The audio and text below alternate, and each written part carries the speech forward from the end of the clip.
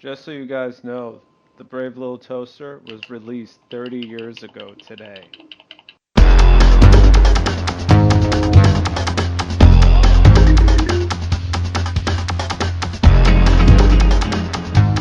Hey everyone, welcome to episode 39 of Another Gaming Podcast. I am one of your hosts, Dustin Price. Joining me today is one of the other co-hosts, Steven the Laggy Gamer.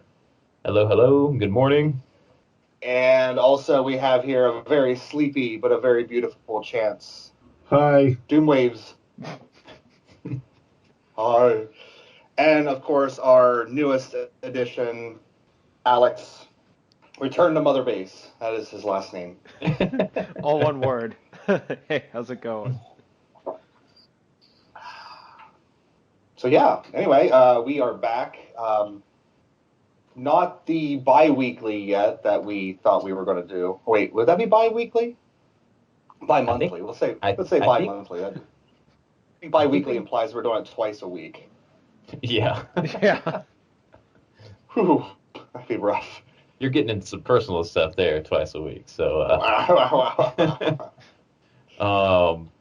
yeah, I think that we missed the last weekend we all had off together just because I was really busy that day. But hey, it's just still good. Yeah, I mean, this is better than what we have been doing. Yeah. Welcome to episode 40, year 2020. And it's nice having Chance here from the start of it. I feel so bad for him because we picked these early times just because it's so convenient for us. And I keep forgetting Chance's having to wake up earlier and having to suffer through all this. So this is actually not that early. This would be what time I get up to go to work and stuff. It's just, I don't know. It's Friday night into Saturday, and I stayed up later than I normally would. So I guess I'm a little more tired than usual, but yeah. Just drink coffee, Chance. That's what I'm doing. Maybe I can convince my wife. Sorry, I keep cutting people off. My bad. I don't know if the connection's bad or not, but that's par for the course. Steven, we hear your voice and we're just like, we don't want him to talk. Yeah, talk. That's what it is. Well, you mentioned like he stayed up late Friday, and then Dustin pre-podcast talk, he stayed up a little bit later last night playing Bloodborne, and it's kind of crazy how things are. When you're a kid, that's what you looked forward to your Friday, because you're gonna stay up late, and you're gonna play video games late or whatever. And it's kind of crazy how like getting older, sometimes I still look forward to that long weekend off. Like, yeah, I'm gonna stay up late tonight, like I'm a kid all over again. But then other nights I'm like, yeah, it's the weekend. I'm gonna sleep early tonight. I'm not gonna lie. Like my favorite thing to do now is to go to bed. Like I'll go to bed at like 9:30. I have no problems with that. Going to bed at 9:30, and then with this baby coming, it's gonna be whenever I can go to bed. Oh yeah. But like when I say I stayed up late last night, I mean I only stayed up till like 1 in the morning, and then I was like, all right, I gotta go to bed. So I remember the last time I stayed up till 1. When I was on night shift, I stayed up till 1. So there you go. But 10:30, 11, I am dragging. There's no way. It's rough. So yeah. 10 o'clock for me, I start to drag too. Especially if I've been like last night, I was grinding in Final Fantasy 12, and I was drinking a couple of beers, and by I think the third one, I was like, oh man, I have to go to bed. What time? 8:30. I was like, I gotta go an extra hour. Hey, let's go ahead and talk about that because we didn't do it the last episode about stuff we have been playing before we get into our main thing. So, Alex, that you said something. Final Fantasy 12. Yeah, so I'm playing. Before Final Fantasy 12, I was playing Azure Striker Gunvolt, the first one, on the 3DS. I finished it. It was all right. I don't see why everybody freaked out about it. It was fun. I thought it was really good. I thought it was fun, but everybody was like, "Oh my God, this is more Mega Man than Mighty Number 9." I'm like, it's the same thing. I was about to buy the Steam version, but it looks really flashy. But I think the flashy hides that, hey, it's it's still kind of basically the same thing. It was, you know what it was? It was very straightforward, and there is like a level up mechanic, and you do get different abilities that you can kind of customize. Like you have a heal, you can get back your electrical charge faster, you can unleash an anime style Big Bang attack, stuff like that. But then I got to the last boss, and I was having some difficulty with it, and I was like, I must be doing something wrong because I think I'm doing everything right. So I YouTubed it, and apparently I was like 20 levels under leveled. So I I was like, oh, because I was trying to run through everything and fight as little as possible, because that's how I typically play Mega Man X. I kind of just try to speed run it, and I had to go back and grind out 20 levels, and then the last boss was easy. And it was a game. It was fun. It wasn't. I wouldn't say it was amazing. Yeah, it was a game. It was a game. But before that, I finished Kirby Planet Robotobot. Now that was a game. That was it. That was phenomenal. That was a lot of fun. I need to get it. It is so anime.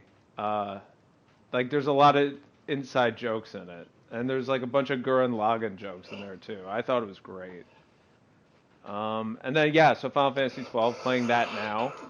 Well, with I want to go back to Kirby real quick. So with Kirby in that game, are you in the like a mech the whole time, or are you sucking up power still? So I mean, how's it? you do the standard power stuff, and then certain areas have like little, not difficult puzzles where you have to use the robot. Because to get to the bosses, you have to get these like chipsets that you find. So there's like 3 per level. You don't need like 15 out of 15. You need like 5 out of 15. So you can basically get them in the first few levels or 1 per level. You can skip levels. It's okay. But but the robot, I'd say it's not every stage, but it's a majority of the stages. And basically, you can absorb powers with it. So like if you absorb the sword guy, you basically get 2 blades for arms. If you don't have a power, he basically just punches stuff. And then if you get the electric guy, he gets electric arms, stuff like that. Who was it who eliminated Kirby? Was it you, Chance, last episode? It was me. I'm looking at the list. I forgot how early you cut that thing, man. Holy crap! I just don't get it. Like it's just. I mean, I love Adventures in what was it? Not Adventures in Dreamland. That's that little Nemo game, Kirby's Dreamland. I love that game on the Game Boy, but then I have the Wii, like Kirby collection, and maybe I just need to throw that in and go play it. But like for me, I always just look at Kirby as like. Kirby to me is just the annoying person that Lily picks in Smash and then just doesn't fight anybody, and she just floats around the stage and then she wins. Like that's Lily's strategy in Smash. Is to just float around the stage as Kirby, while everybody else is duking it out, and then everyone else is like blowing up, and she just has no kills and she wins. That's how it works. That's how Lily plays. Well, I love the Game Boy version as well, but Alex, you probably have no more than us on this because you love Kirby. But I think Superstar on SNES is pretty much the measuring stick, right? Like that is the one. That is so. Here's the funny thing about it. I'm gonna drop some knowledge. So obviously I have these stupid flashcards because my collections are in boxes right now, especially now since I'm doing this mini construction project on my house. And Superstar and Dreamland 3 have like Super FX chips in them or something, so they don't actually work on those on the flashcards. You actually have to own a physical copy or the Wii version of it. And Superstar is the one with all the multiple games in it. That is considered to be one of the best ones. But honestly, I loved Return to Dreamland on the Wii. I thought that one was great too. Okay. But I did that one co-op with a girlfriend, so. Because I know Superstar has this high bar set for it, and I watch it on the speed runs a lot of times just because it's an awesome speed run to watch. But man, it looks like it has a lot going on in that game. There's like what the Great Cave Offensive. The Great Cave Offensive is like a Metroidvania one. Return to Dynablade is like a remix of Kirby Adventure. And then there's one with Meta Knight, which is basically just like a straight up platformer. And then there's like a fighting game. There's a bunch of stuff. It's really good though. It's really good. You're a Kirby fan, right, Chance? I wouldn't say I'm, a fan per se. I have some games. I've played some of it. I like it, but I wouldn't say that I'm, a holdout for all things Kirby or anything like that. You're a bastard, you know that? Probably. Oh, all right. Now we can talk about 12 now, I guess. It sounds All like right, you're so going. 12, I'm like 10 hours in already after not playing it for like 5 days. I love all the changes they made to it. Graphically, it looks phenomenal. I love that you can change the soundtrack on the fly between the original, the reorchestrated, or the soundtrack version. And then this something Steven and I spoke about, the speed boost. Oh my God, is that so good? Yeah. I couldn't. I don't know if Bravely Default was the first to do that, to implement that type of thing, but I'm sitting here since I'm playing through it really for the first time. Final Fantasy 12. I couldn't imagine after you speed it up to 2 times speed that you can't even go back to running the game at normal speed anymore because it just feels so slow for an attack to get off or something that I'm just running around 2 times speed unless it's a town that I want to explore, then I'll slow it down. But after I've explored it, it's 2 times again, baby. I'm just running through it to get where I need to go. And the battles just fly through quicker. You can actually crank it up to 4 times. That's ridiculous, though. Be careful if you're in a battle because you still got to be able to manage your characters. You know, and they That's can exactly die. like Bravely Default. You put it at the top speed, and then you're just sitting there watching the screen. And all of a sudden, people just start dropping. And you're like, nope, nope, nope, nope. Yeah, for the bosses, I've left it at normal speed, but it's like for all the singing and praise that I've done about this game, Katie watched me play for about 5 minutes and goes, "I am already bored." She's like, "All you're doing is clicking around in menus and turning things on and off. Nothing interesting is happening." Because I gotta say that was my biggest gripe with Final Fantasy 15 was that I felt like it was auto playing itself. Well, I gotta give it to this Final Fantasy 12. As much as I was looking forward to it, the game pretty much is playing itself when you get into a battle, especially once you get the gambits set up. But you still have to micromanage your team in a sense, like you were saying, is I still have to watch out for the healing. Maybe there is a spell that I want to put out on a boss that I didn't set a gambit up for. There's still things to watch, but yeah, the game does pretty much play itself. It really is the hunt and like that, all that stuff, like the big bosses. That's like where, for me, that's where Yeah. where all the fun is, because that's like a micromanaging dream. I got to experience, I think it was 2 boss fights. So Alex is further than me, even though he started later than me. I defeated, what was the boss after the horse? I think it's the boss you faced yesterday after the horse one. Uh-oh. He's going to the lawnmower. He really is. I'm just taking Duncan out. It's all right. Dustin, All right. do it yourself, Christ. Yeah, I have. By the way, I have no projects to work on. Although, So we have to sometimes cancel the show then. Well, if we were recording later in the day, which Chance probably would have loved, I could have built a nightstand because I have a nightstand coming. So. I actually do. If you guys really want it, I do have a sink full of dishes I need to wash. I hear birds now. Well, I'm out in nature. Coming to you live from the lawn. I really wanted to hear the lawnmower go off. With the GoPro. Yeah. But the boss fights are like a blast because it is like you said, a micromanaging. And I really like the music too. I actually listening back to this and watching some of the cutscenes. This game definitely came out as a product of the prequel trilogy and Lord of the Rings, just by like the way the science fiction-y part looks and like how they're going for these big epic scale battles that remind me of like Gondor. Yeah. I was like, wow, this really is like that time frame. It really is. But I'm liking it, so.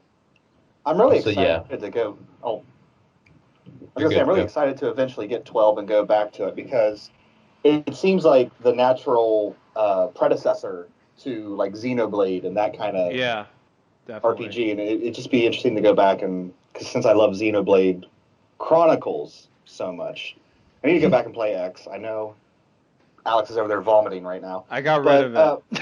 yeah. I got rid of it. Did you buy that limited edition? Yeah.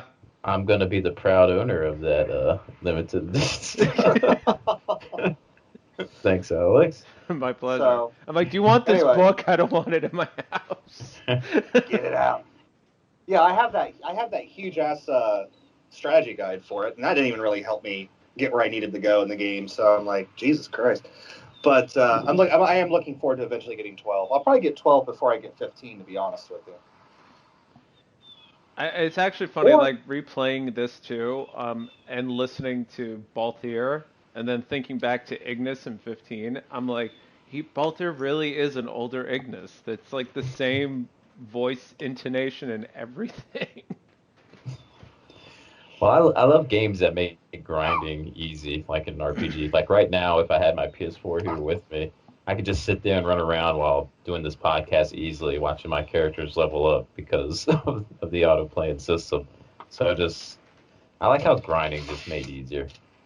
Because sometimes that could either be the best or worst part in a game sometimes in an RPG. Yeah, definitely.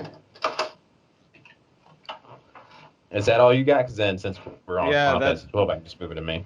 That's all I got. All right, I'll run through mine pretty quick.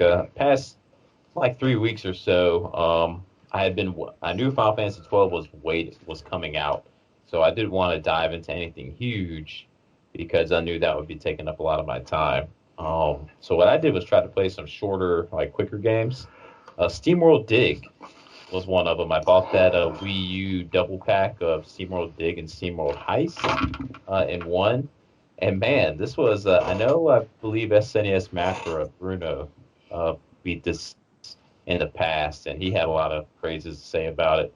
But it really is a fun game. You're pretty much this robot, and you're constantly digging down into the earth, kind of like, I know Alex hates the word, Metroidvania style. Like you're clearing your own path to get to these certain spots within the caves to unlock an item so you can go further down into the earth and keep digging. And it was a really fun game. Not a bunch of boss fights or nothing like that. A lot more puzzle action.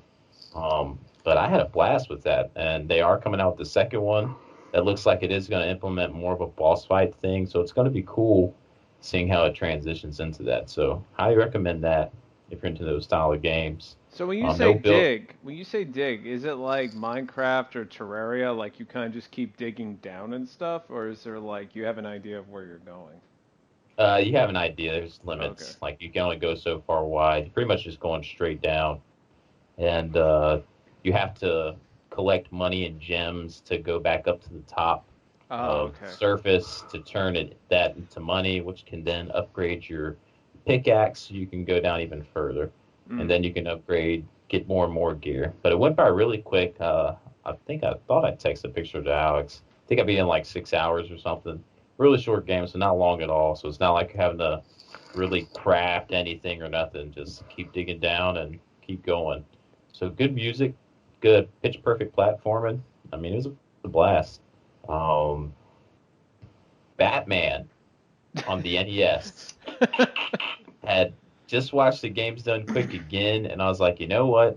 I have to beat that game. I think on Cinemassacre, Mike did a playthrough of it again. I was like, I've got to play through this game, and I own it. I believe it. Well, Chance, I think, sent me the NES cart. Did you, Chance? Yep. I think you did, Yep. yeah. So I have the NES cart, thanks to him, but I don't have the NES hooked up. So I was like, you know what? Instead of dragging out everything, we're just going to emulate it. Okay, we're going to break the rules. We're going to do some emulation. And for the most part, I mean, the game is an NES game, so it is challenging. But I was able to get all the way to the end and to the Joker fight.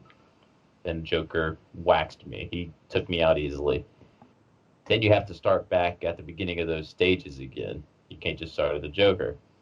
Did it again. Joker killed me again. Did it the third time. Joker killed me again. And I got sick of restarting it. So I put a save state right at the Joker fight. And then was eventually able to beat him after a bunch of resets of it. So I'm going to count it as beat, even though it's not a technical beat because I had to use a save state. But, man, it is a great game. Did you ever get a chance to play it before you sent it to me, Chance, at all? No. It is a great platformer. Doing the wall jumping for an NES game, it's kind of crazy to think, like, wow, wall jumping was really good even back in the NES days. So it's definitely better than like Super Metroid's wall jump. yeah, Oh, yeah. Super Metroid's wall jump can be a pain. I still have my Batman from when I was a kid, actually. Me too. So that was a fun experience getting to finally throw the Joker off the roof. That was awesome. that You mean ending Jack cutscene Nicholson? Yeah, Jack. That ending cutscene's awesome, man. Love it. And then the final game I beat before Final Fantasy got going was Crisis, a game that I actually purchased day one back when it first came out because I had just finished building a PC back then. I was like, you know what? This is a brand new PC I built. It can handle it. No, that PC could not handle it. This was like the measuring stick when it came out of PCs. Like, it put it to the test. I remember back then trying to play it on low in a small resolution and still kind of having trouble with it. So I put it off long enough. I was like, you know what? This Steam Summer Sale, I'm going to get it. And they wind up having a good deal on the whole series. And graphically, it's still a good game. Things have surpassed it now. But it really felt good. It helped me get acclimated with the mouse and keyboard first-person shooter. And it was a blast. Like, I had a blast playing through it, using the powers and stuff like that. You can make yourself super strong, super fast. It made me want to see, like, a speed run of the game, because if you can use the speed boost, I can just imagine what you can do in the game. And it was a pretty cool story about, you're with this war. Man, I forget who you're fighting. And I don't want to sound racist or anything, so I'm not even going to say The bad who you- guys. Yeah, you're The fighting the bad bad people. guys. And it winds up turning into like an alien story going on. There's more going on behind the scenes. So I think it's North Korea you're fighting. So, did any of you guys play Crisis or dabble in it at all? I think I have Crisis 2 downloaded somewhere, but I've never played Crisis 1. Okay. How about you, Chance? First-person shooter action, man. Did you ever play any of them? I can't remember if it's 2 or 3. One of them was free on PS Plus. I think it was a couple 2. years ago. And I downloaded it and played some online for a couple hours. Yeah, I really like it, but I didn't get into the campaign because I didn't want to start with 2 or 3, whichever one it was. I didn't want to start there. But Yeah. I do have access to the whole series on Steam as well, because Ducky and I share our Steam accounts, so I have access to all of his games, and he has the entire series. So That's awesome you mentioned that, because I had right when that PC I built back in the day that I initially wanted to get Crisis on, a buddy of mine had a huge Steam library as well. I was like, I didn't really know about Steam or anything back then. I'm just now getting a computer and getting into it. I was a console guy. So I was like, can I just use your Steam account at my house? He's like, sure, just log in and use it there. So the first thing I did was, Alex will like this, is I played Unreal Tournament 3. That was There the you first go. game I played. I love that game. So, and my computer was able to run that fine. But freaking Crisis, man, couldn't do nothing with it. So, Well, I like that Steam actually has a feature now. Like, I can't remember what it's called, but you can actually link accounts. Like, Whoa. so I don't have to sign into his. Like, I just have access to his games.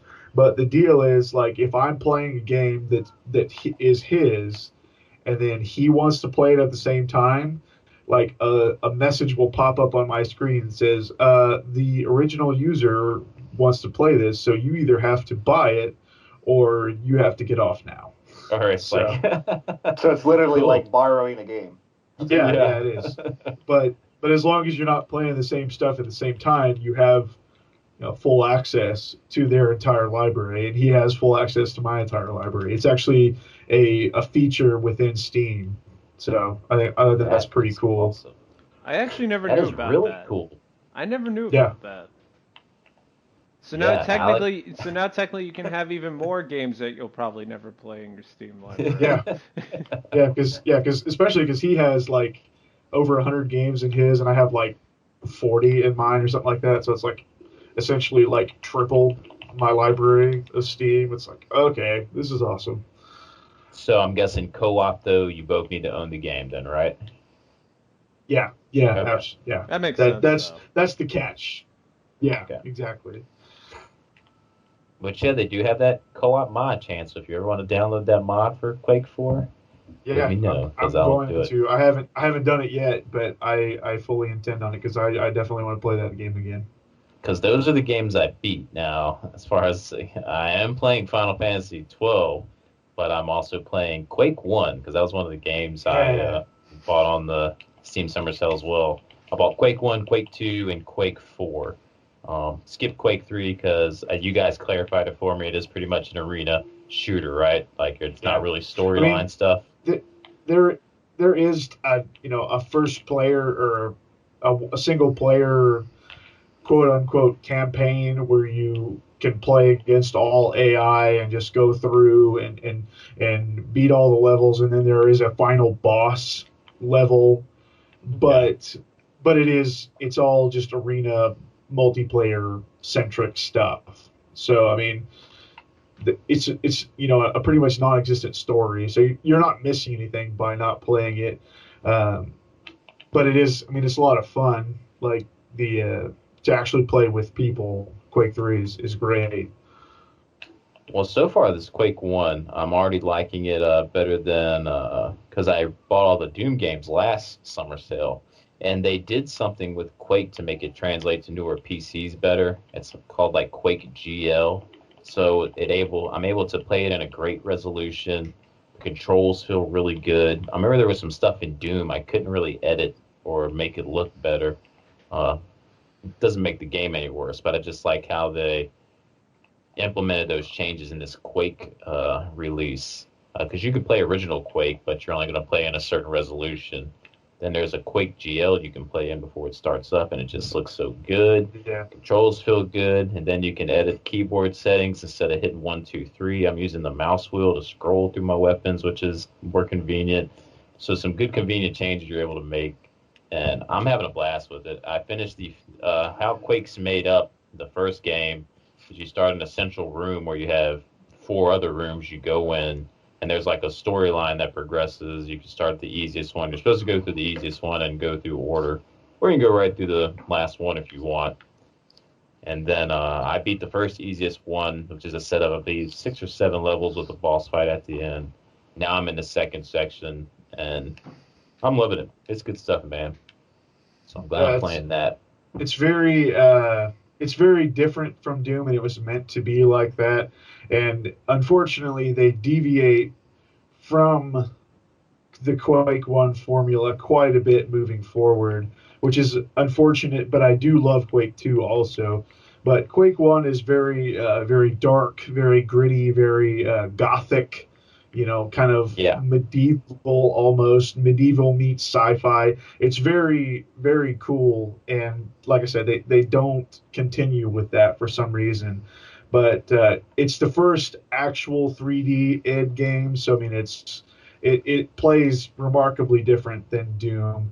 But in regards to Doom and being able to edit and and kind of pick the way you want to play it, you do have to get out of Steam to do that, and it's unfortunate. But I mean, there's a program called the Doomsday Shell that you can get. Doomsday. And if you have the Steam games, you can get this program and run the files through this Doomsday Shell, and then it allows you to do all those extra things, and that includes all of the Doom 1 and 2 and Final Doom, and then also Heretic and Hexen also. So it's a pretty good free program that allows you to do that. The only thing that it eliminates, of course, is Steam achievements and all that stuff, because you're not really playing through Steam anymore.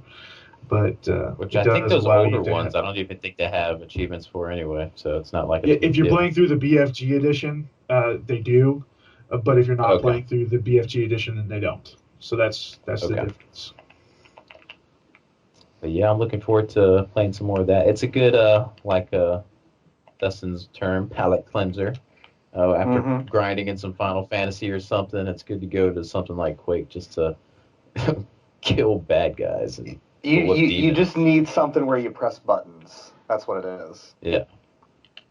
So it's nice, and it plays real good. So other than that, as far as a portable, Oh, it plays real good. I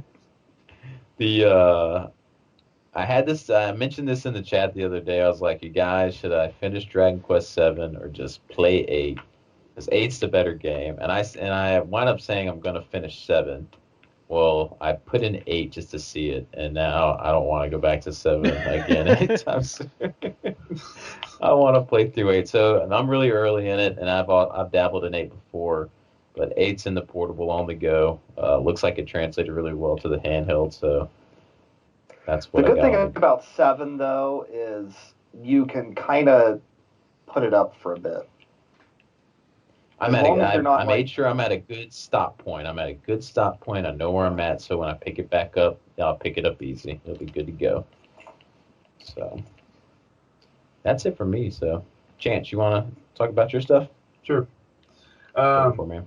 It's funny that you brought up Quake, because I actually picked that up on the Steam sale too, and I've been kind of dabbling in it again myself, and it's amazing. After not playing Quake 1 for several years now, and revisiting it on PC, and it's I love it so much more than I did the first time I played it, and I don't know really why, other than it was the first Quake game that I played, and then I played 2 and 4, or actually I think I played 4 and then 2. So I thought that it was the worst one of the series after playing those 2, but revisiting, it's a lot better than I remember.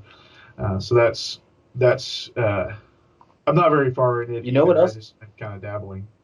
You know what else is cool with it? The secrets are actually pretty tough to find. Yeah, in they are. At least for me. So yeah, and like many other id games, and a lot of other games in general, I do like to watch the speed runs and stuff like that too, like the 100% speed runs and things. So it's fun to watch those guys just spin around and shoot random walls, and a secret here, because he shot a random wall in this other room, and now there's this room opening up with a quad damage in it or something.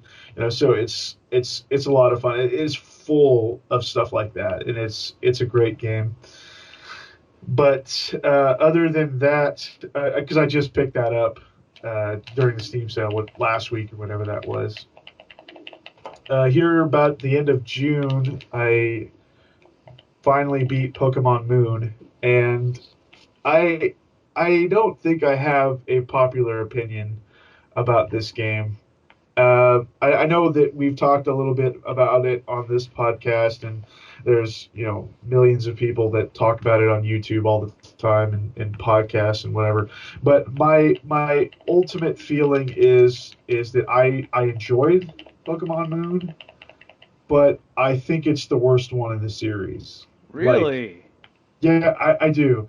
But that's not to say that it itself is bad, because it's a beautiful game, and there's a lot of good things going on with it. But I think that a lot of the changes that made it, new, like the choices they made to, move forward with the series, although they work, like for me, they felt too jarring. As a fan of the older games, and that's not to say that I feel like they have to make the old style continually for now and forever, but I don't know. Like, for instance, like the decision to completely get rid of the HMs and just use these I guess they call them ride Pokemon, like that allow you to fly and surf on the water and stuff like that. So no longer do you have to teach a Pokemon a move to be able to travel.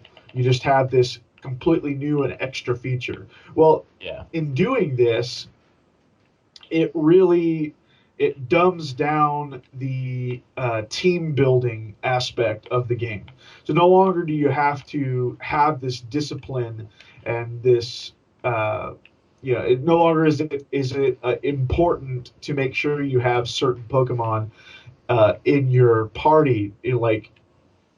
Completely build a team around your ability to travel and also, uh, be strong. Now you can just kind of pick whoever you want, and that's fine. But it lacks this discipline that I enjoyed. It made it more challenging to have to choose and make it more difficult. And there were other decisions like that that changed that were fine, like the getting away from the gyms and going to just these island challenges. It was jarring, but it was, it didn't really matter. Now, instead of fighting a bunch of trainers and then the eventual gym leader, now you might go and walk around and collect a few things and then fight a strong Pokemon that you can't catch. And then, oh, okay, we'll fight the island kahuna. That's the big thing. So it's not a bad decision. It's just a different decision. So, I can kind of agree with the HM part. Like I was thinking about, like I like the fact that I didn't have to have an HM slave anymore, and I yeah, was able to train up a full team of 6 as opposed to like 5, and then put somebody on rotation or leave them at the daycare and hope that their stats didn't become stupid. So I can kind of see that. But the one thing that actually annoyed me the most, I mean personally, I finished Moon, was that of course there's different Pokemon between the two, but you're locked into a different day-night cycle. yeah, So like for me, playing on the way to work, it was always night, and then at yeah, home, like I'd be doing other things or hanging out with my girlfriend or playing something on console. But it's during the day, and now I am not actively thinking, "Oh, let me go catch the daytime Pokemon."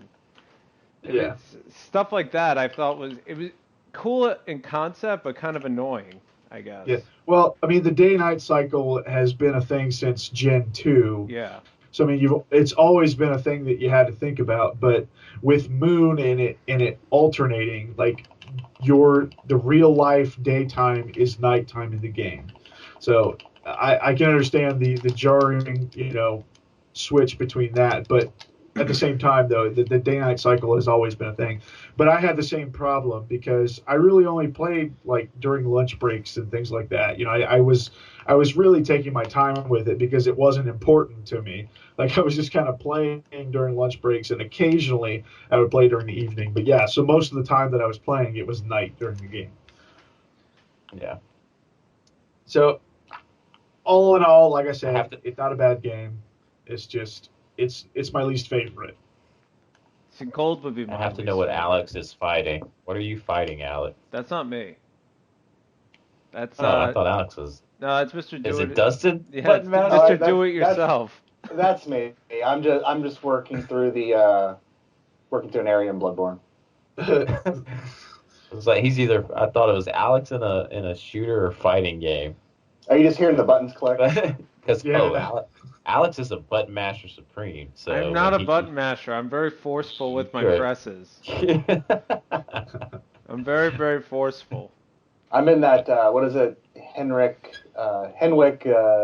something lane. Oh yeah. Yeah. Fighting these executioners. Yeah, look, when we get to what you're playing, I want you to keep playing while you're talking about it and see how long it takes Oh. before you die. I'm doing all right. All right, Chance, keep going, man. Okay.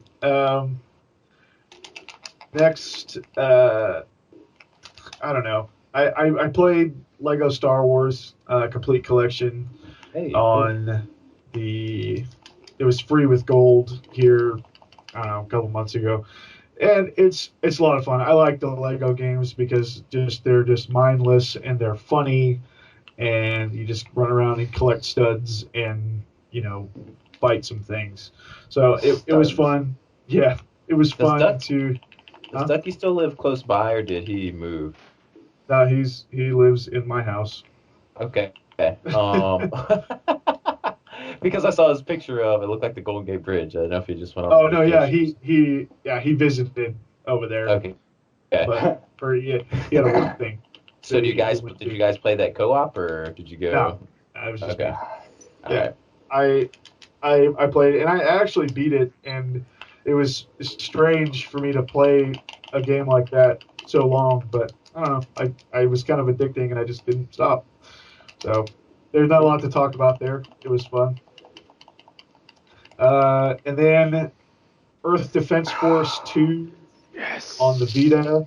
Yes. I love EDF so much, and The it was so best. nice to have a Vita game because I know 2017 has a portable version, but I don't think the physical version is available in the states, No, and it's if it not. is, I don't know where it's at. And digitally, it's still $40. So I didn't. Whoa.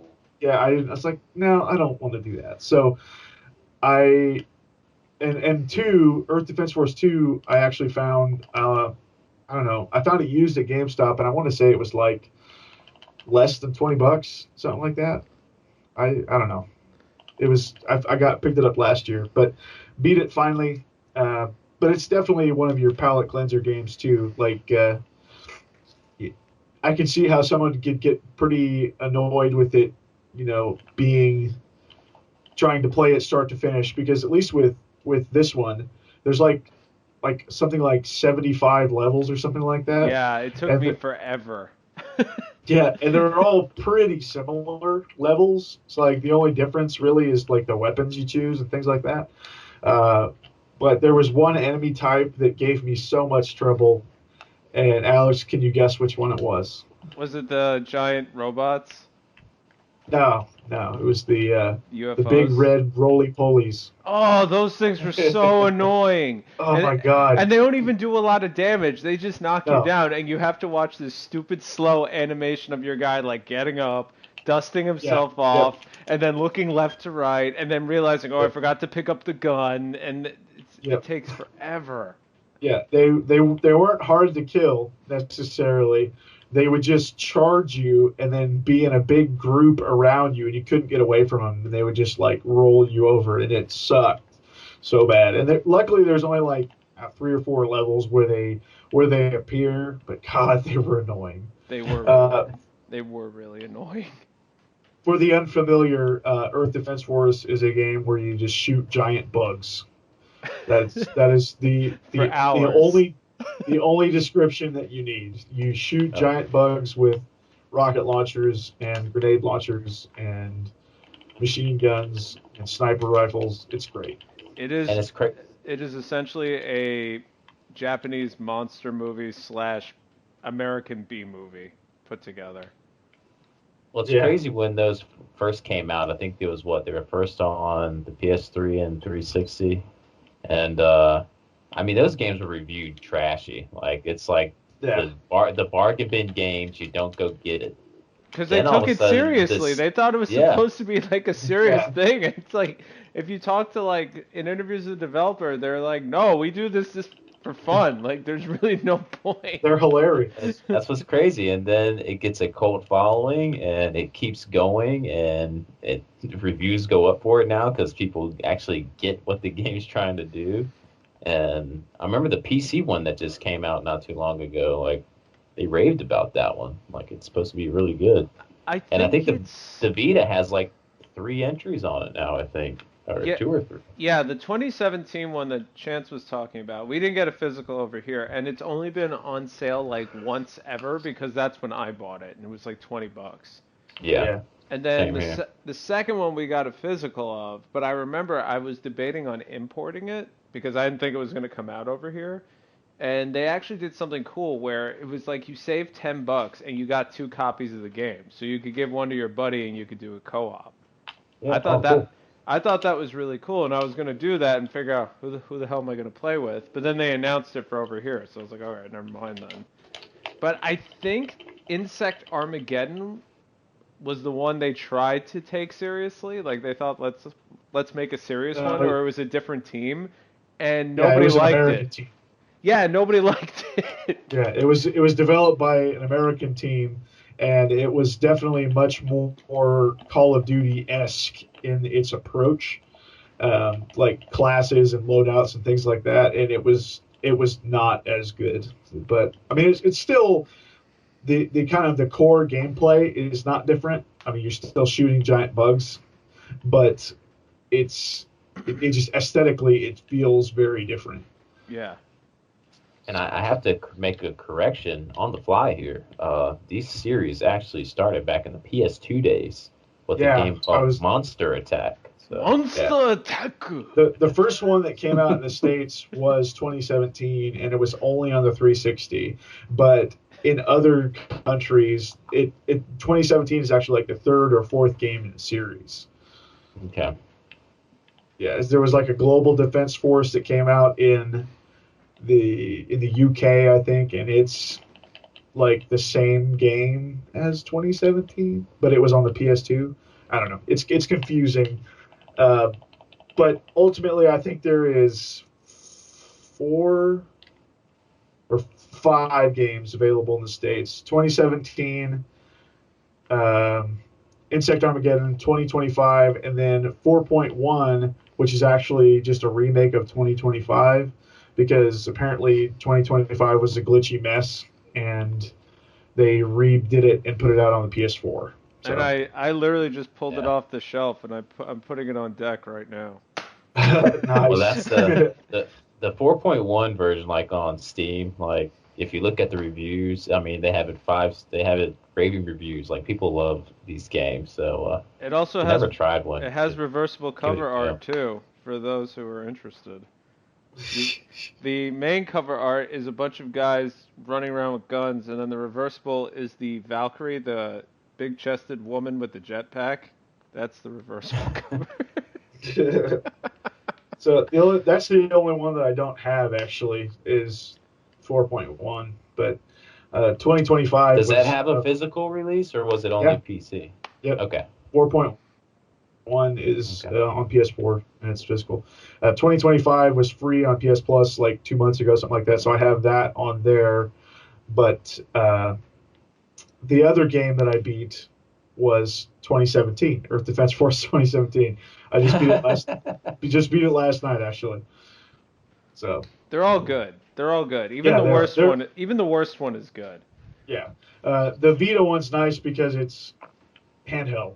Like that's like the only difference really from the rest of them in the series is that it's handheld, so you can play whenever and wherever. But the console ones are just every bit as good, and it's a great series. And these are the kind of games like even if like we said we got 5 of them chance, even if you import them, they're easy to play without. You don't need you don't need instructions or nothing. You're good to go.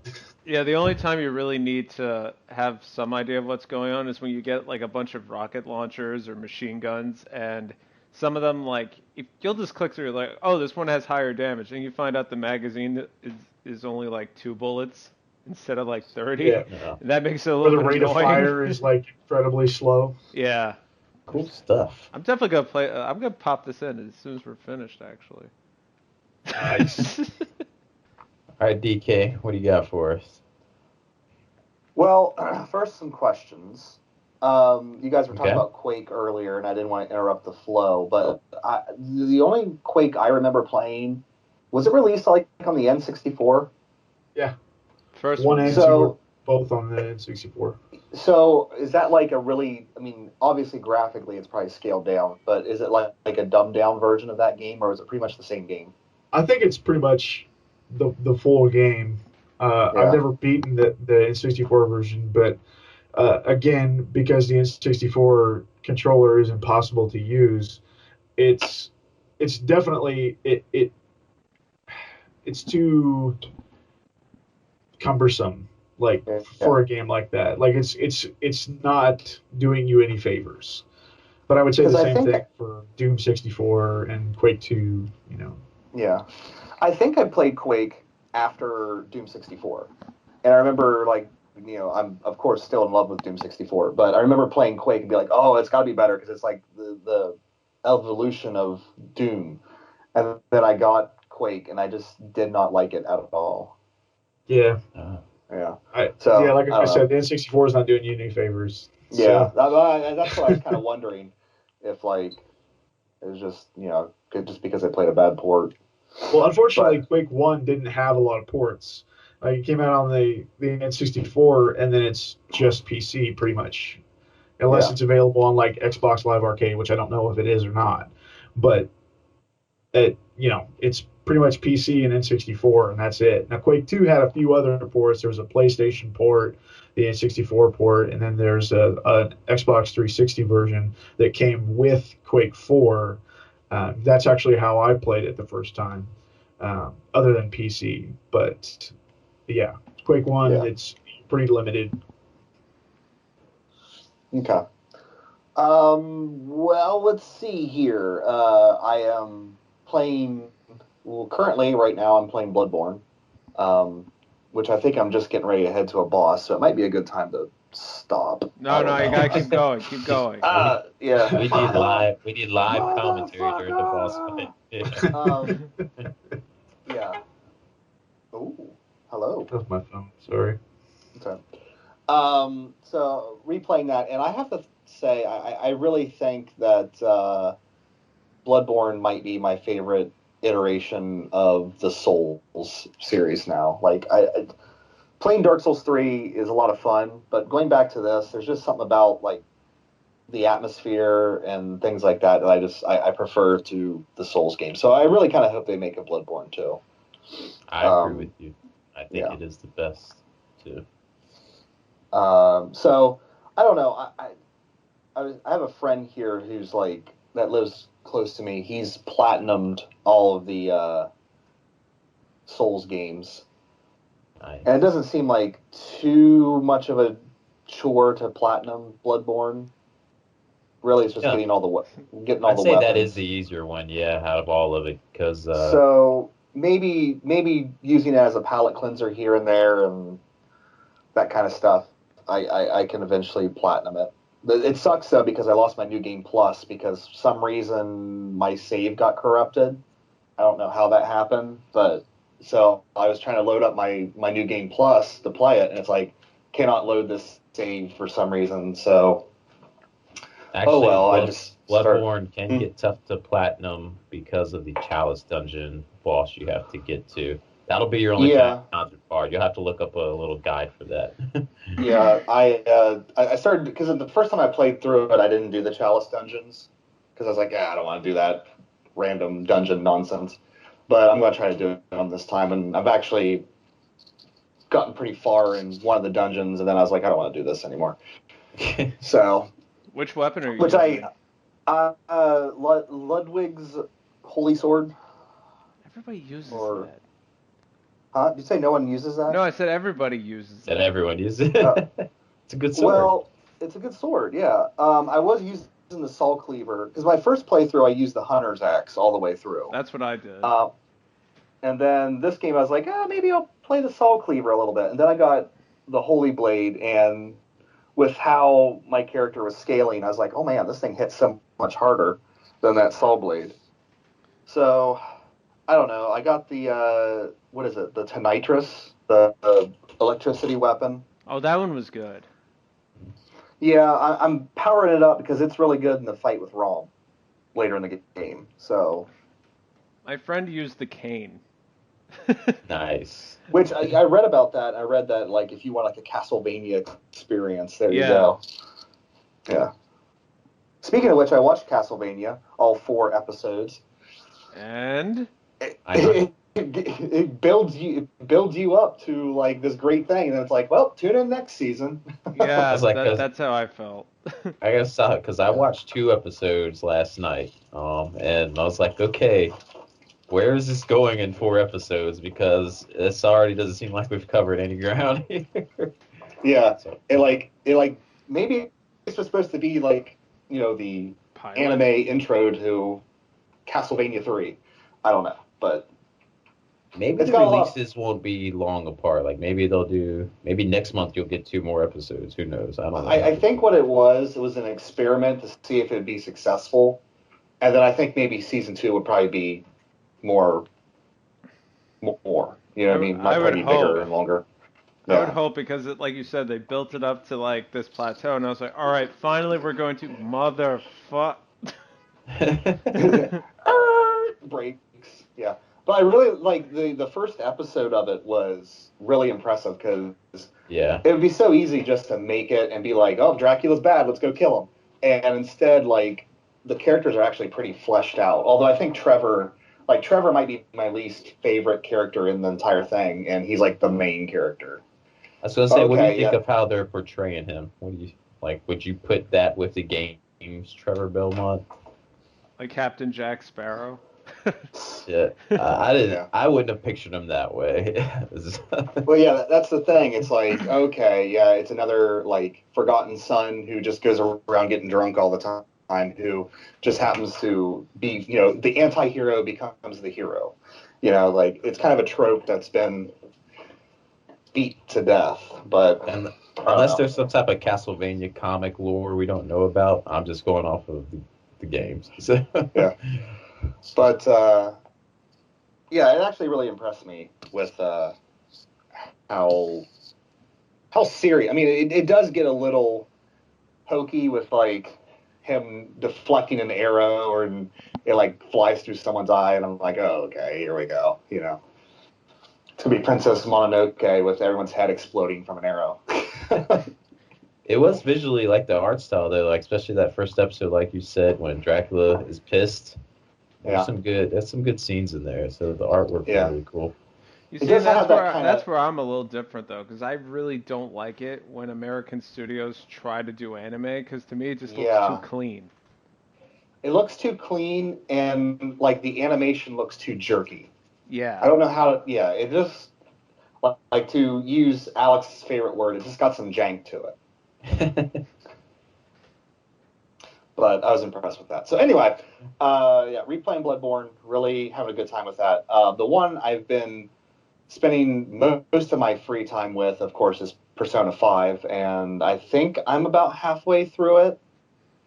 I just got Futaba, so I'm getting ready to, whatever the next person after Futaba is, I'm getting ready to go after them. Not go after them, but getting ready to start that whole storyline. And yeah, Persona is one of those series that everyone just goes on and on and on and on about and how great it is. But man, it is like, without a doubt, this might be my favorite Persona.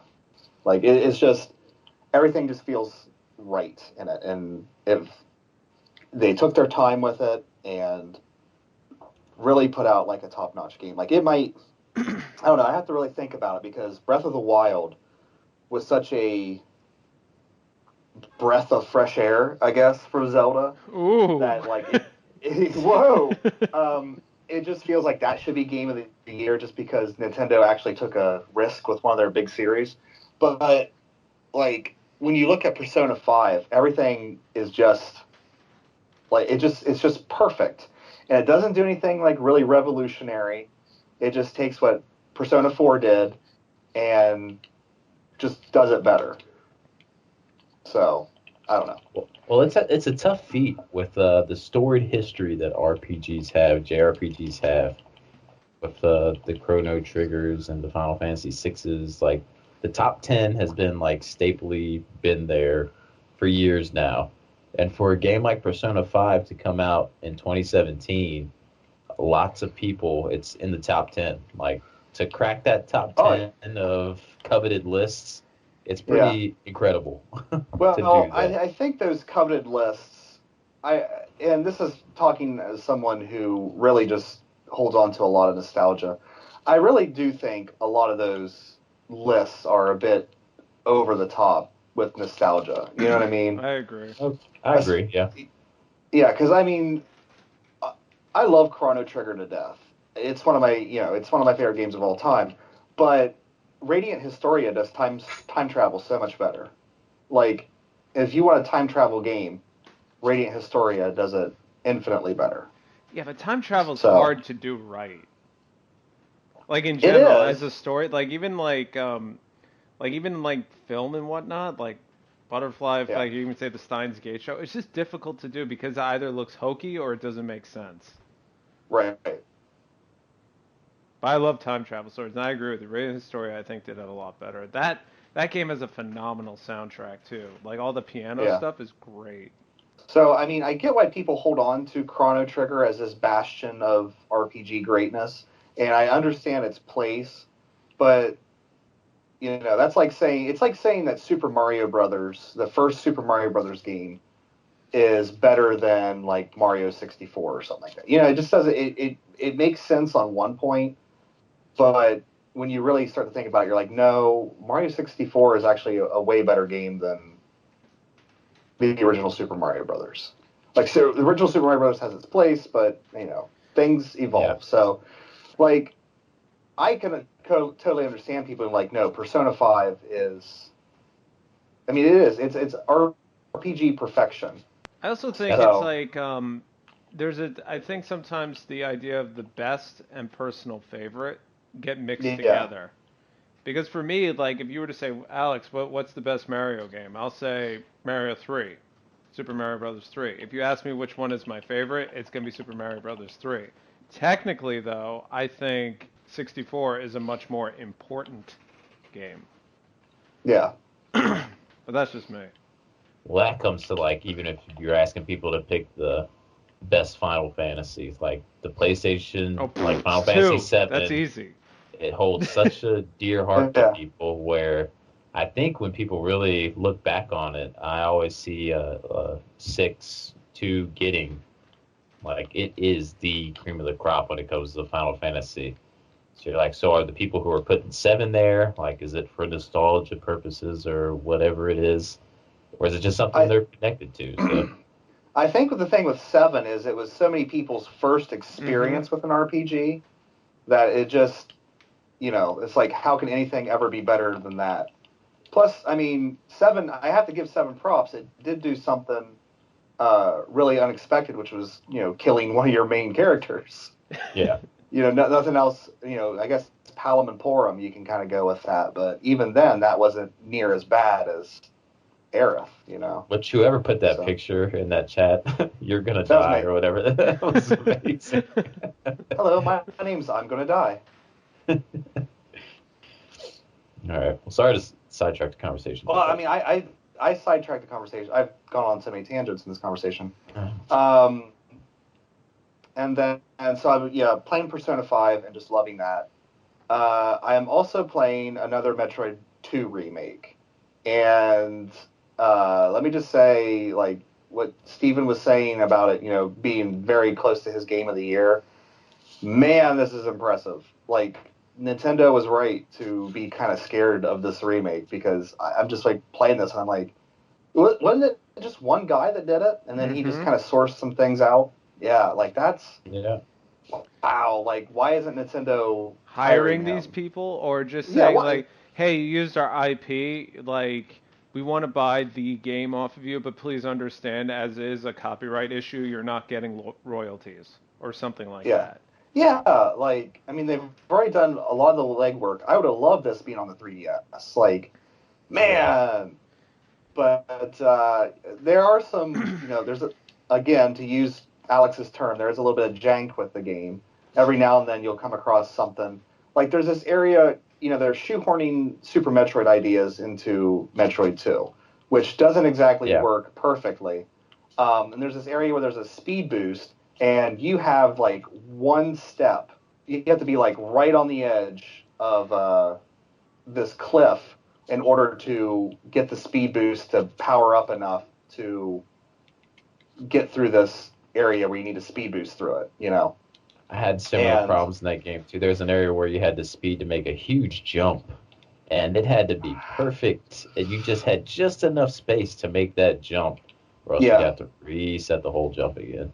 So.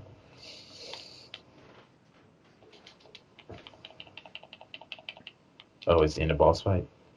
No, I'm not in a boss fight. I'm in a Chalice dungeon. I'm in a fucking Chalice dungeon with all these little red guys that are just throwing Molotov cocktails everywhere.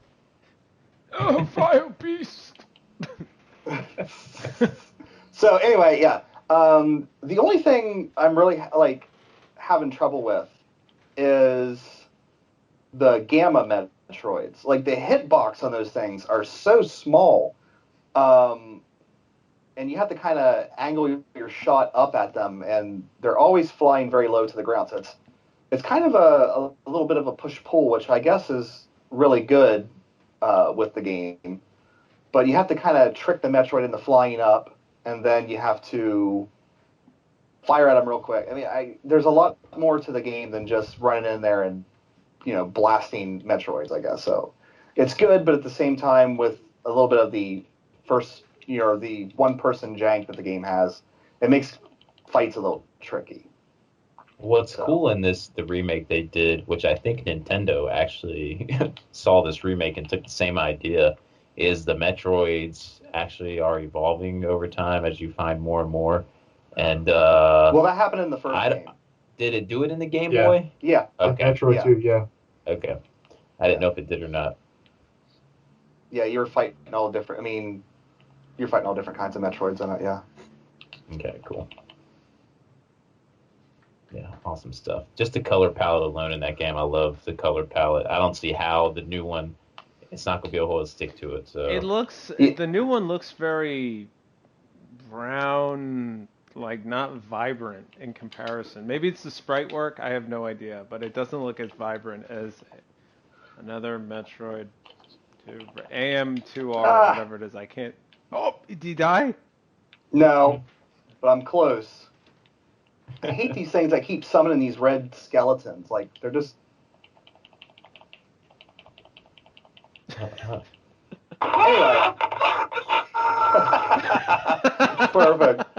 Perfect. Not yet, but it does remind me of that night that we were, what were we playing? We were playing Mario Kart. And then at the end, I was like, well, I'm going to put in Dark Souls 2 and play Dark That was Souls 2. Street Fighter. Oh, was it Street Fighter Night? Yeah, it was Street Fighter Night. And I'm just playing, and all of a sudden I just unleashed this torrent of fucks and shits. And I think that was the moment. I think that was the moment where I decided that I was not going to play the game anymore. And that's when I sent Dark Souls 2 back to GameStop. Anyway, I've dealt with the issue. What were we discussing? We were discussing another Metroid 2 remake. Or we're done, I guess, with it. So unless that's all you're doing. Well, the thing I hate about another Metroid 2 remake is the graphics. But you don't like the graphics. No. I'm sorry. The remake that Nintendo is doing, because okay. I kind of despise that 2.5. It reminds me of the remake of Rondo of Blood on PSP. Yeah, I didn't like that either. Yeah. That's why Bloodstain has me worried, because it's using the same kind of thing again. But yeah, I'm not a fan of that style. He'll change his mind. I don't understand why they can't just. I don't understand why they can't just do pixels. Like. Well, yeah, with the success of stuff like Ori and the Blind Forest, like that's not pixel art, but you don't need that 2.5D look. You still have a good-looking game in pixel art style.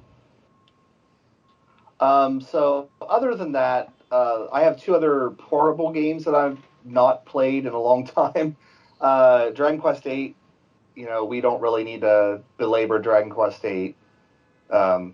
It's a really it's my favorite PS2 RPG. I know there's probably some that I'm missing on playing and I haven't played yet, and everyone will say we'll knock it out. But I me loving Dragon Quest, and then Dragon Quest VIII being like that perfect, beautiful representation of Dragon Quest, everything a Dragon Quest was supposed to be, with the Akira Toriyama artwork. And then slowly working on the Dark Spire, but again, I think I'm to a point with the Dark Spire. I'm like, oh my god, it's just such a it's work. Like playing that game is work. It's A stressful. lot of work. It is. Yeah.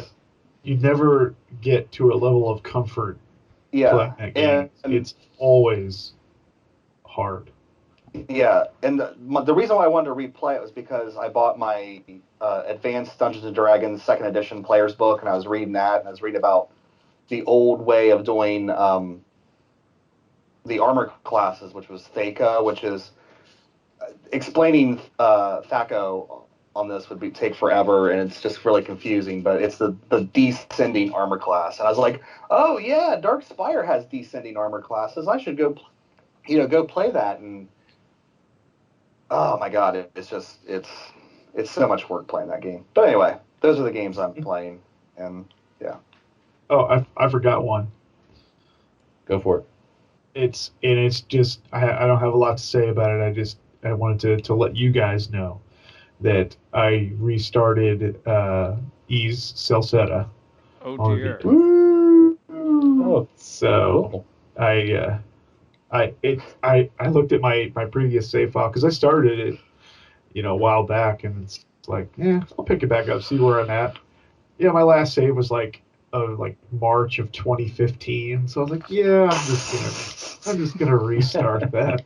'Cause I was only like 6 hours in. So Yeah, at that point you might as Cool. well. all right. Well, that was the games we've been playing recently. So before we move on to part 2 of this podcast, just like to remind everybody to subscribe to us on iTunes and TuneIn Radio, and hopefully soon the Google Play Store if you want to get these episodes earlier, because editing the videos and such, the YouTube part of the videos will probably be delayed. So if you want to get to these things quicker, make sure to subscribe to us on those platforms. We always announce on our Facebook page at Another Gaming Podcast on Facebook when the episodes have come out on those platforms. So if you want to get them sooner and listen to them sooner, be sure to check us out on those, because some of these YouTube videos take a while, and either we don't want to or we're too lazy to make the videos. So, like me, this latest one's been a pain in the butt to make. So just listen to us on those, and you'll be all caught up with everything. So we're going to take a quick break real quick, and we'll be back with part 2.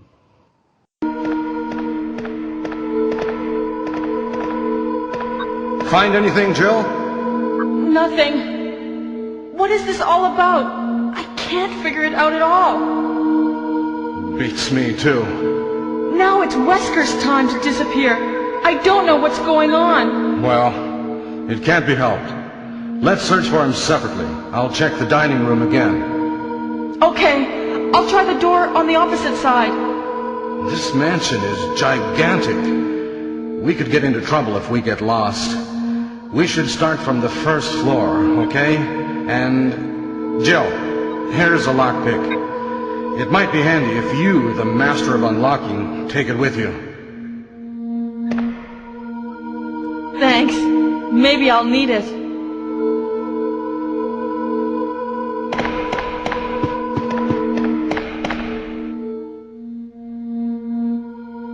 Listen, if something happens, let's meet up in this hall.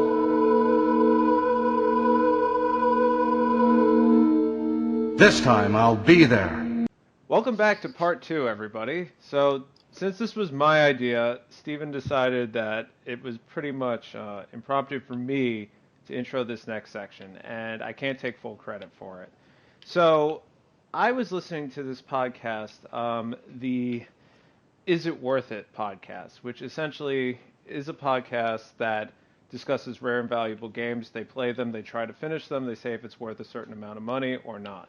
So they actually did an episode where they each shared some different samples of music from games that they like and had a discussion about it. And I thought it was kind of interesting because it was very varied, and I got an insight into their style of music that I probably wouldn't have known otherwise. Like, oh, he likes RPGs, and he likes, Final Fantasy, so he probably loves Uematsu, for instance. But all of a sudden, he's picking stuff from Snatcher, which he had never discussed before. So it was actually really cool. So I thought for today, wouldn't it be cool if, the 4 of us came together with 2 different pieces of music from gaming each, and then just see where people's musical tastes tend to be.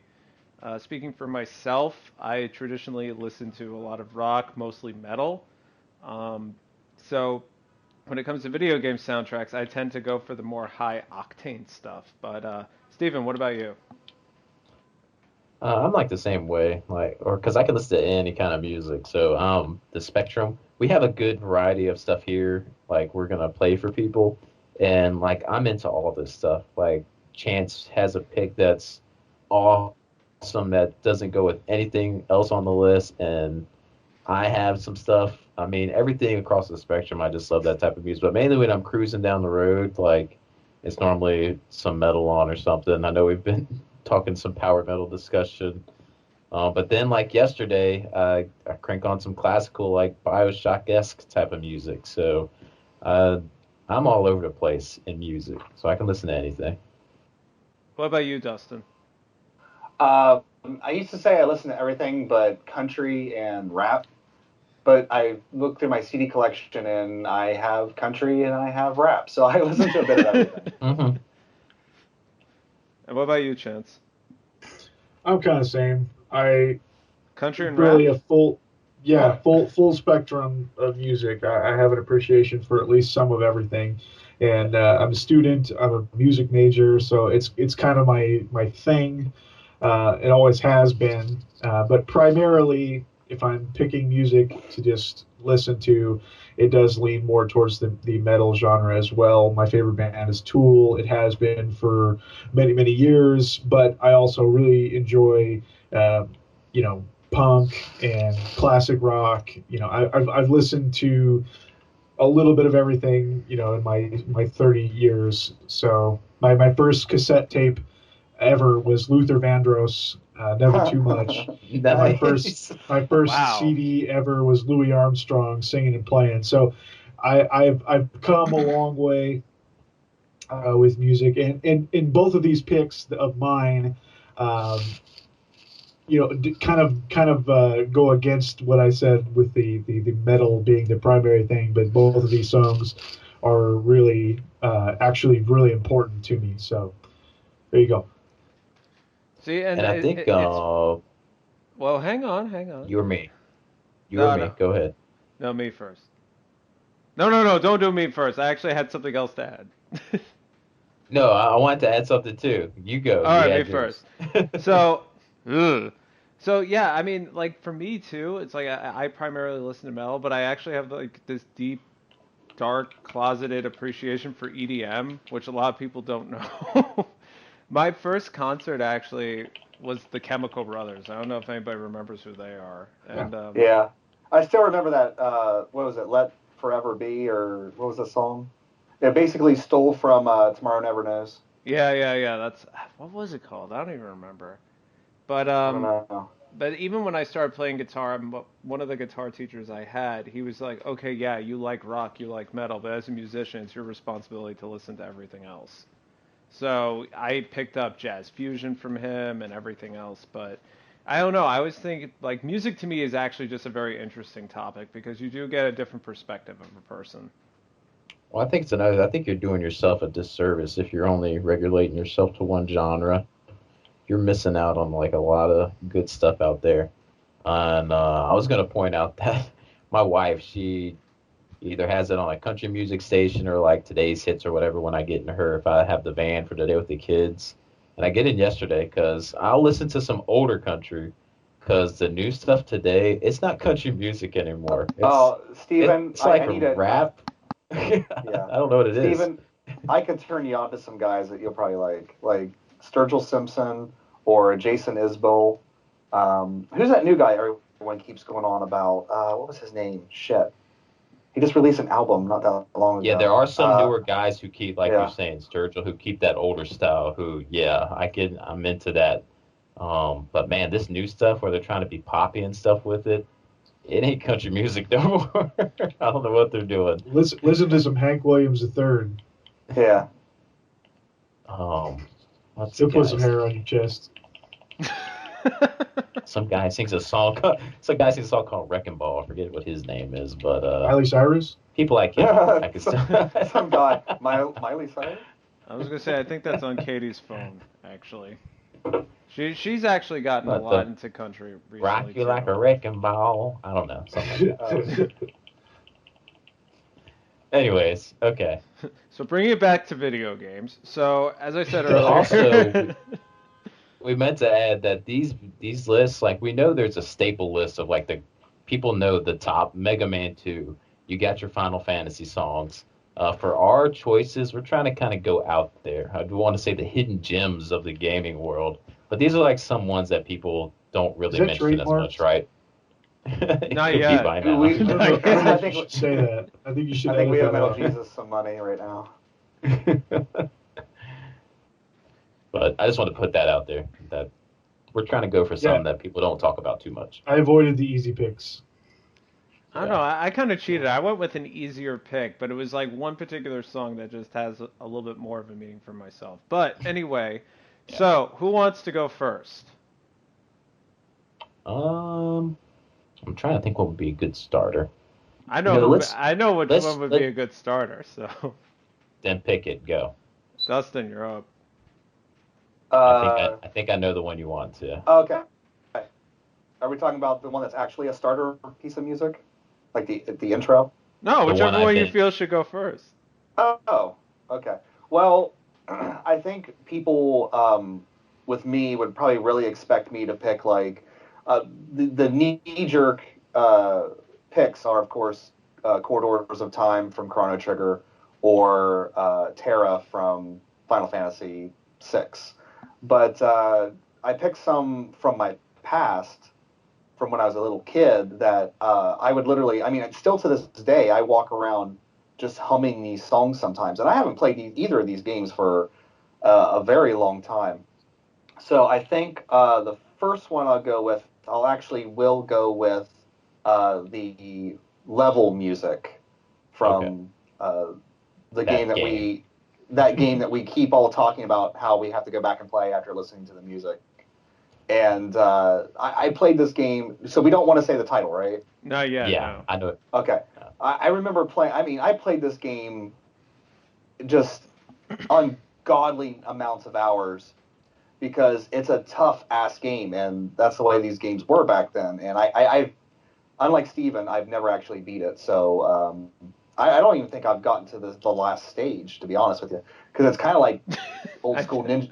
It's kind of like old school Ninja Gaiden in a way, you know. It's rough. So anyway, I don't know, Alex. Do you want to go ahead and start playing it, or whoever's playing it? And basically how this is going, guys, we're gonna play. The music's gonna play on for a little bit, and if I remember, we'll leave links in the description of the YouTube video for links of the songs. You can go enjoy them yourself. But we're gonna play them for a good amount of length of time while we're sitting here doing the show. If it's not good, Alex will clean up the audio later and edit and post. But here we go, the first song.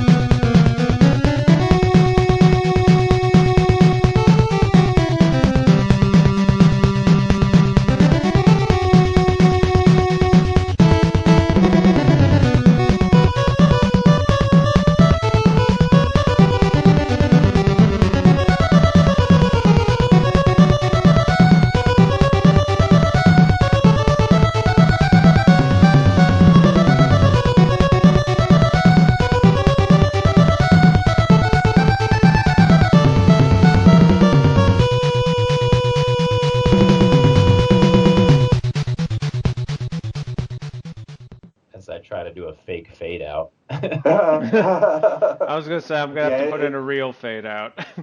Yeah, it really cut out bad. But anyway, that song, that's the level 1 music from the Batman video game for the NES. That thing is such a call to action. Like, you just feel like you are going to be kicking some ass playing that game. And just walking around, like, it'll just pop in my head. And it just takes me back to as a young kid, throwing an NES controller at this game is so fucking challenging. But yeah, I don't know what you guys want to. I like songs like, and this is a prime example with a lot of music. I actually have a selection on here. It kind of does the same thing. It kind of starts with that simple beat, bum, bum, bum, bum, bum, bum, bum, bum, bum.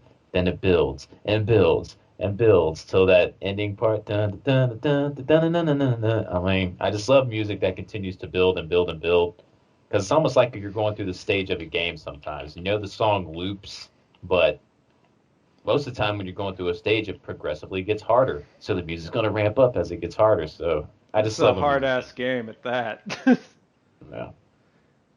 Yeah, I Unless mean, you use the save state on Joker, then it's easy. I had this game growing up. I still have my original, and I originally got it because of the movie with Michael Keaton and Jack Nicholson. And same thing as Dustin. I don't think I've ever beat the second stage, actually. I think I got to this. Isn't there a sewer stage? I seem to remember a sewer stage. With like the acid that's randomly there for no reason. Yeah. Yeah, there is.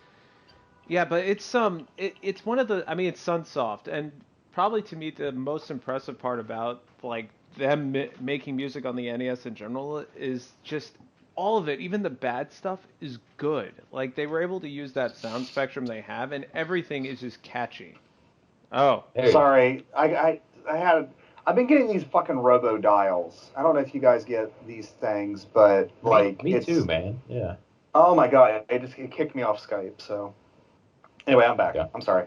I was just saying, like, I just really appreciate like all the music that Sunsoft made on the NES. Like even the bad stuff is really good and it's really catchy. I mean, it's kind of funny because Sunsoft's not around anymore.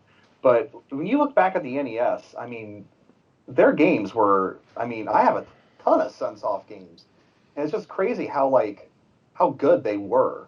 Yeah. Like Journey to Silas and the Terminator game that wasn't a Terminator game. Yeah. And wasn't Crystalis, wasn't it a Sunsoft? SNK. No, it was SNK.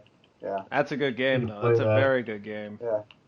That's one of the few NES games that I have that I've never actually put in because I've just been waiting for that perfect time, and I don't know if I should continue to do that. You'll love it. I played it a few years ago. Basically, I just saw the cover art and I was like, SNK RPG. This should be fun, and it was awesome. It was absolutely awesome. Well, I love NES RPGs anyway, so there's no reason that I haven't played it other than just been putting it off. But I should rectify that. Well, on Batman, I know you guys are saying like yes, it's a tough game. But like most NES older games, it doesn't have a lot of save states. It doesn't have a lot of randomness to it either. Like the randomness, once you see where an enemy is in a level, you know they're going to be there every time. So it's just figuring out that strategy of moving on, how to get past that part till you find the next part you keep getting stuck at. But there's no real sense of randomness till you get to kind of like those sewer lizard monsters that are in one part of the game. Those are random because their jumps are ridiculous. But yeah. So sometimes these older games you can kind of manipulate to your liking, but it takes time to sit there. It's still hard because you got to figure it all out. So, all right, I guess you pick DK. Let's go with Chance. Okay. All right. This one kind of I'll go with my first pick too as a kind of a contrast of that opening call to action. This song it really is really mellow, and it kind of gives you that vibe that okay, I need to relax because we're gonna be here for a little while. This would be the handheld song, by the way. Okay. It's a song that it's gonna play for a long time, and you're gonna get really used to it. So it needs to be a little bit longer piece of music because you don't want to get too burnt out on it. This comes from an RPG that you spend an awful lot of time just being mellow. So you can go ahead and play it, I guess.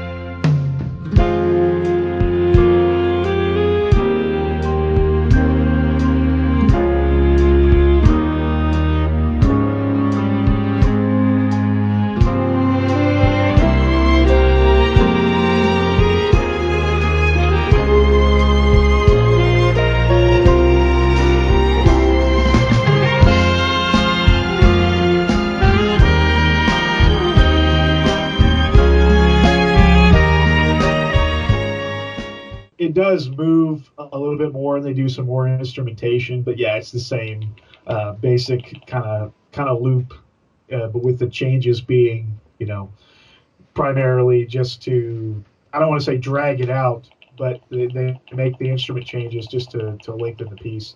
And it's a really good choice. Obviously, that's from Etrian Odyssey, Untold, the Millennium Girl. Arguably my favorite in the series, although I think that Etrian Odyssey 4 is a better game.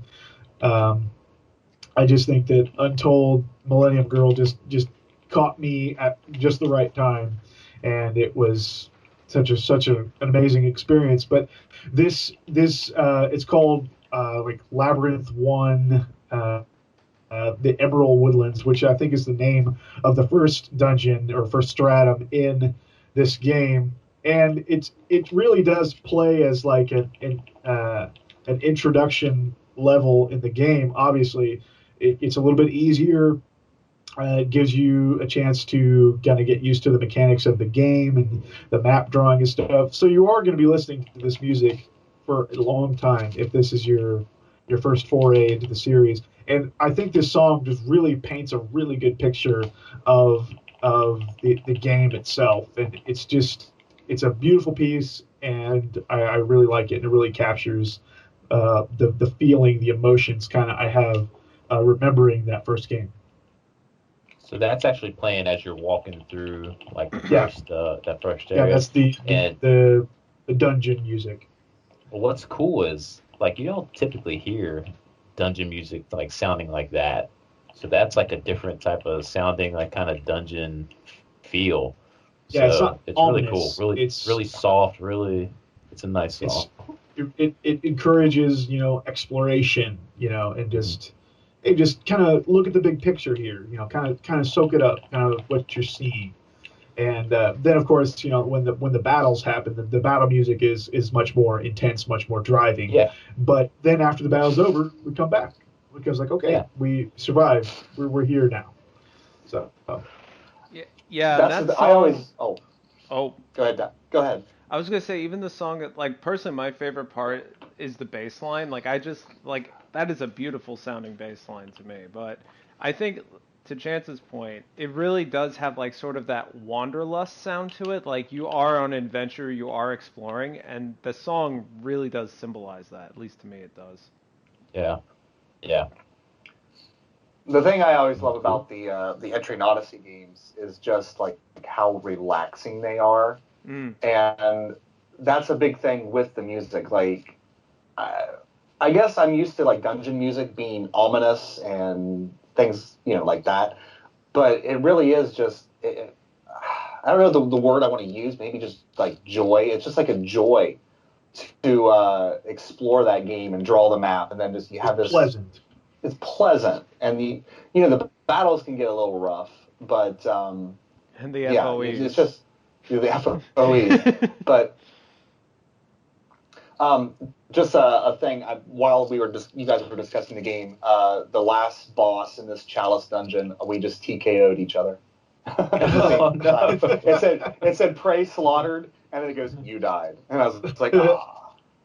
Anyway. Jeez. No. Now, if I would have came down here and it would still have been alive, that's when you would have heard the motherfucker. But I'm okay with The most. Shout out to Kinda- Midhead 1000. We love them. That's what that's from, by the way. No one watches them. I think kind of to the point of what you're saying, Dustin, with Etrian Odyssey. Like, to me, it's always felt like the space between the battles is where the game is. Yeah. The battles have always been kind of incidental to the experience that is Etrian Odyssey, because better than half of the time you are just walking around drawing this map and looking. I for would say secrets. almost 75% of the time Yeah, you're walking around yeah. drawing the map. Walking around drawing the map, and that sounds tedious, but to those who've never played anything in this series, it is anything but. Like, that is where the enjoyment is for me. It's this exploration and this map drawing that I really like, and the battles and the story for what it is, because in some of the games, like the Untold games, have a pretty strong emphasis on the story, but the rest of them in the series don't. And I think that's more to the point. It's like it doesn't have to.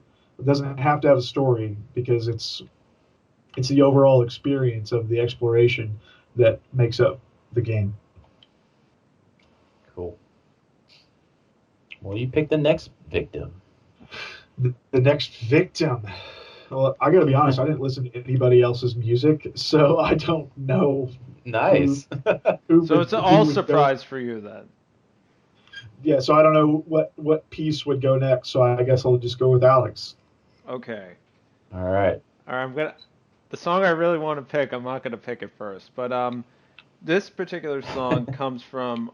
Actually, it's one of my favorite games on the PS1, and to me, arguably, it has one of the best overall video game soundtracks I've ever listened to. It's very eclectic. It does a lot of interesting things. It has a little Middle Eastern flair to it. It has a lot of ambient stuff to it. It has a lot of acoustic guitar work to it. And the game itself, which I'm actually going to be doing a video on later, has this one particular song on it that is actually on my phone because I'm one of those people where, depending on my mood and whatnot, like I have, obviously I have like a metal playlist, I have an EDM playlist, I have an ambient music playlist, and this happens to be on it. It's not technically ambient, it's a little bit more than that, but the overall theme to me just has this very mysterious air to it. So I'll just leave it at that, and Steven, you can hit it.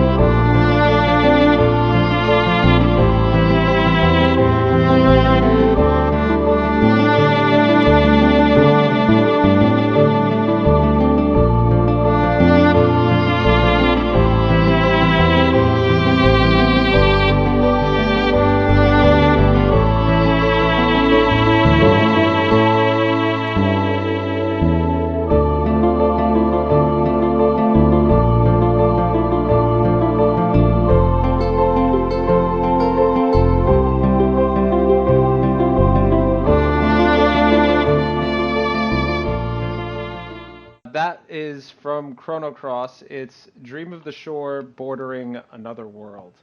I personally just really like the overall violin theme that's going on with a little bit of the acoustic guitar stuff. It's not something I typically listen to, but that is the standout song of the overall soundtrack for me. And I think it's also kind of fitting for the long title because Chrono Cross is it was marketed as a sequel to Chrono Trigger, but it's really not. It's some of it is shared, but ultimately it's very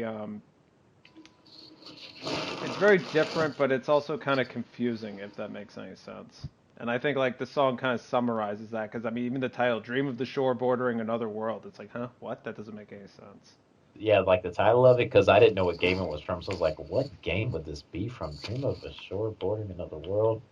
And again, not being the big Chrono fan, I probably would have never played or heard this song. So it is a beautiful song.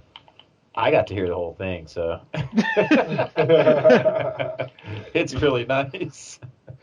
Yeah, I was just sitting here listening to the silence because it completely cut out.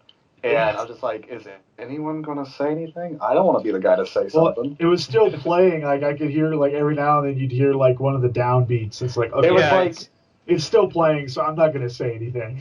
It's like listening to the disintegration loops, like once the shit completely falls apart. I think it was the vibrato that killed it. The vibrato it seemed to make it go wow wow wow wow wow wow.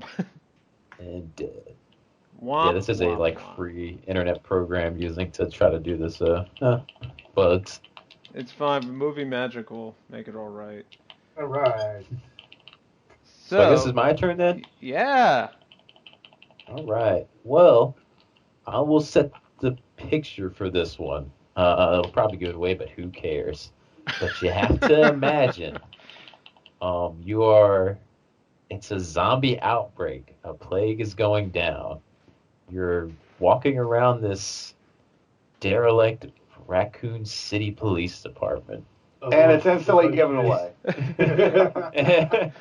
Wait, I knew it. some Silent Hill? And there is a liquor hot on your tail, or a tyrant, something. You're low on ammo, so you're just running for your life. You don't know what to do. Death could be at the next room you go into. But then you walk into a room and you hear this.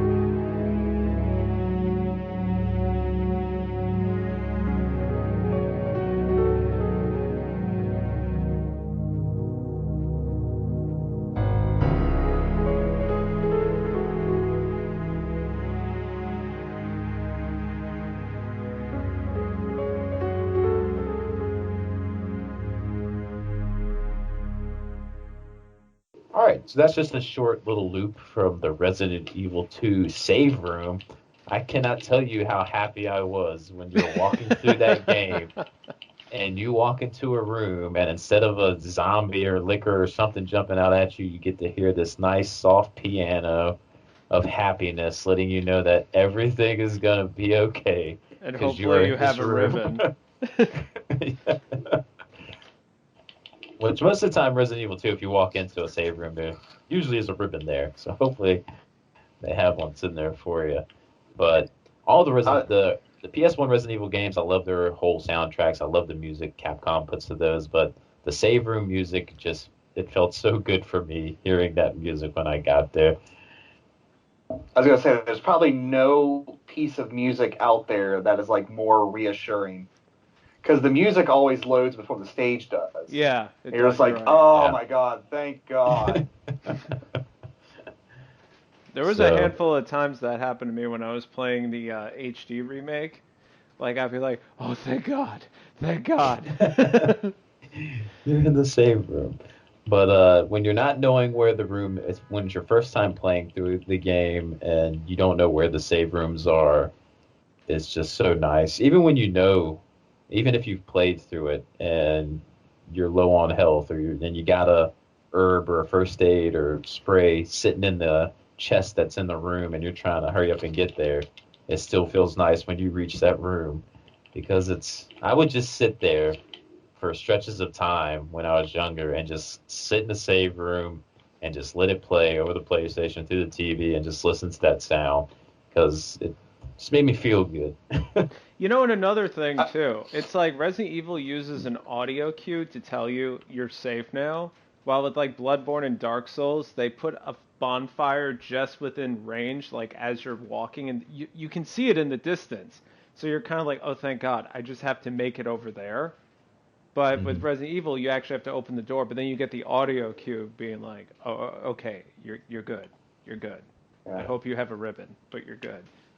Listening to that piece of music, and because the Twin Peaks revival is going on now, listening to that piece of music, it just amazes me, like, how much, like, even the music of Twin Peaks, like, kind of influences things. Because, like, listening to that, you're just kind of hearing, like, that,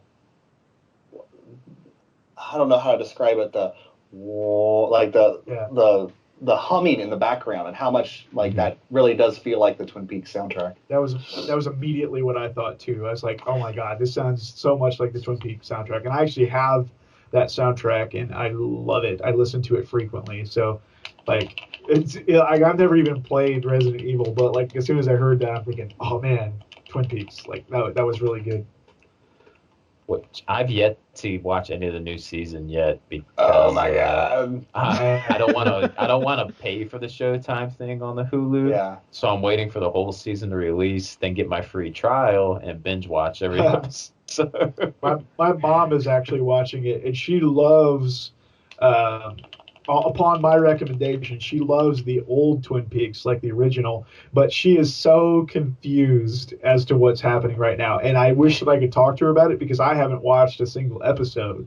So I have no idea what she's confused about or why. So we can't like discuss it, and it's driving me insane.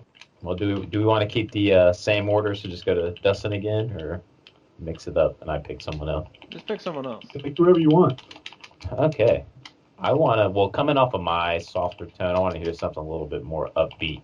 So it will be between Dustin or Alex. And you know what? I'm going to stick with form and go with Dustin's. Okay, well, mine's, I mean, it's upbeat, but it's also like. Actually, no, you're right. Alex, you won. Alex is going next. All right. So this one here, this song coming up, it's kind of a funny one. So this was during the arcade era. It comes from a very popular fighting game that me and my friends used to play all the time at this small anime shop that was relatively close to where I lived at the time. They only had one machine, and it happened to be this game. We would go to the store. We wouldn't buy anything. We would literally just go there with $5 and ask for quarters, to the point where they actually had to invest in a quarter machine because we took all of their change. And it's ironically, it's a character that, as a kid, I never used. It wasn't until much later that I started to use this character, and he quickly became one of my favorites in the game, as well as the source material that he's from. And I would say this song it was actually featured as a sort of like, I guess, a joke video that we did for my Link show in Final Fantasy XI. Where, if I say what it was, but essentially this person was known as something, and basically somebody decided to meme it up and put this in the background, in the picture with like sparkles and eagles and everything flying in the background. But Steven hit it.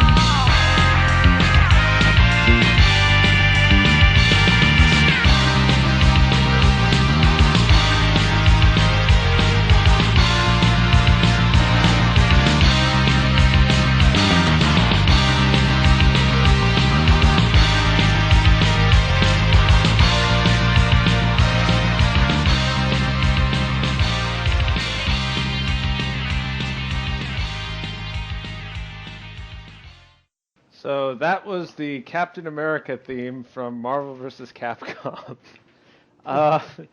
What can I say about it? This is by far like one of the more energetic, high octane songs that I've heard in games, and it totally screams Capcom during that era. Like there's no doubt about it.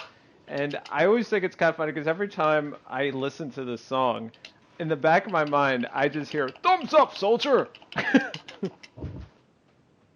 It's just so dang catchy. It is so catchy. It gets stuck in your head. Like a week or two ago, I'm just like humming it every now and again. Like, jeez. The drums are great in it. The overall, like, I guess you could just say like that sliding vibrato that in their, synthesized guitar. I just love that too. But it gave Dustin the power to take out whatever he's killing. Yeah, you may not. The Witch of Hemwick. I'm sorry, we're intense, and I don't really care about Marvel vs. Capcom. Ooh. It'll be edited out, but halfway through the song, Dustin went.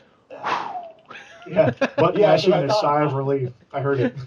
Yeah. Yeah, because Play I some thought I Resident Evil was... 2 music for him. Let him know it'll be okay. Shit. All right. Sorry. She got off that holding spell, and then the other two guys came up and just wailed on me. Anyway. I'm sorry, I was talking to Whitney and I missed when you said which Marvel vs. Capcom game is First it? one. First one? Okay, that's kind of what I thought, but I wasn't sure. I played the first one quite a bit, and I love the music in that, but man, I really like the music in 3. I can't remember any of the music in the third one, actually. Third one's probably the one I've played the most, so that's probably why I feel that way. But I don't know. I just really like it, and I'm excited for Infinite too. But that's neither here nor there. Stuff. All right, So- Alex, who do you got? All right, I'm gonna kick it over to Chance because this pick I really liked. Yeah. Yeah, it's a good this one. Full disclosure with this one, I've never played this game. I used to own it, but I got rid of it because I didn't feel like I needed it. And if I wanted it again, I'll just buy it on Steam or something. But I've never been a big fan of this developer per se, and I know that's an unpopular opinion.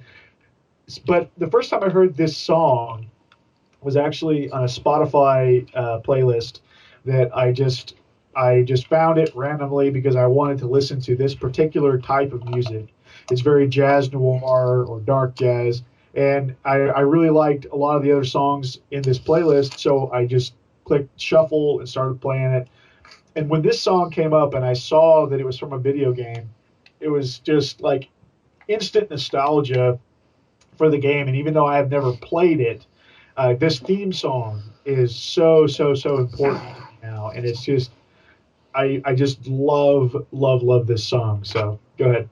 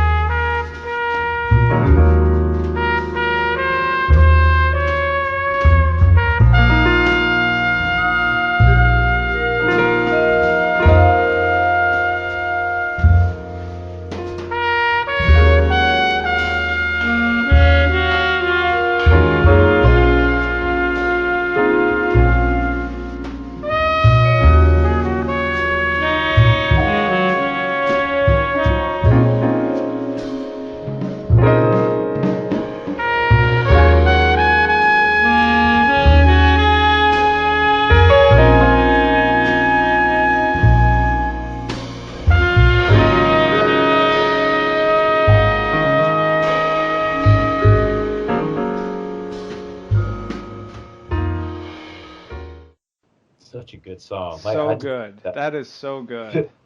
Yeah, it's incredible. And I, as a musician, primarily a bass player, that stand-up bass is so beautiful. And then also as a trumpet player, like that trumpet just coming so crisp, so clear, and just that melody that it follows is just so beautiful. And I have always enjoyed jazz. I love Coltrane. I love Thelonious Monk and Mingus, and a lot of different jazz musicians.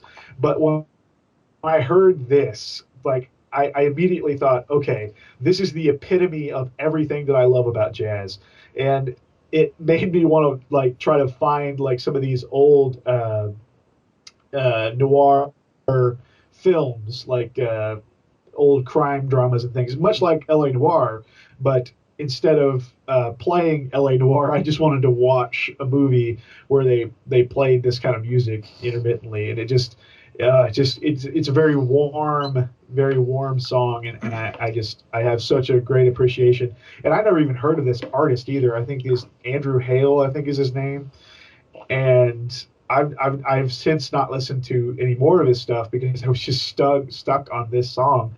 But I was so thankful when it popped up on that playlist, because otherwise I may have never heard it. So yeah, it's a great song. It just keeps building on itself too, which is even better.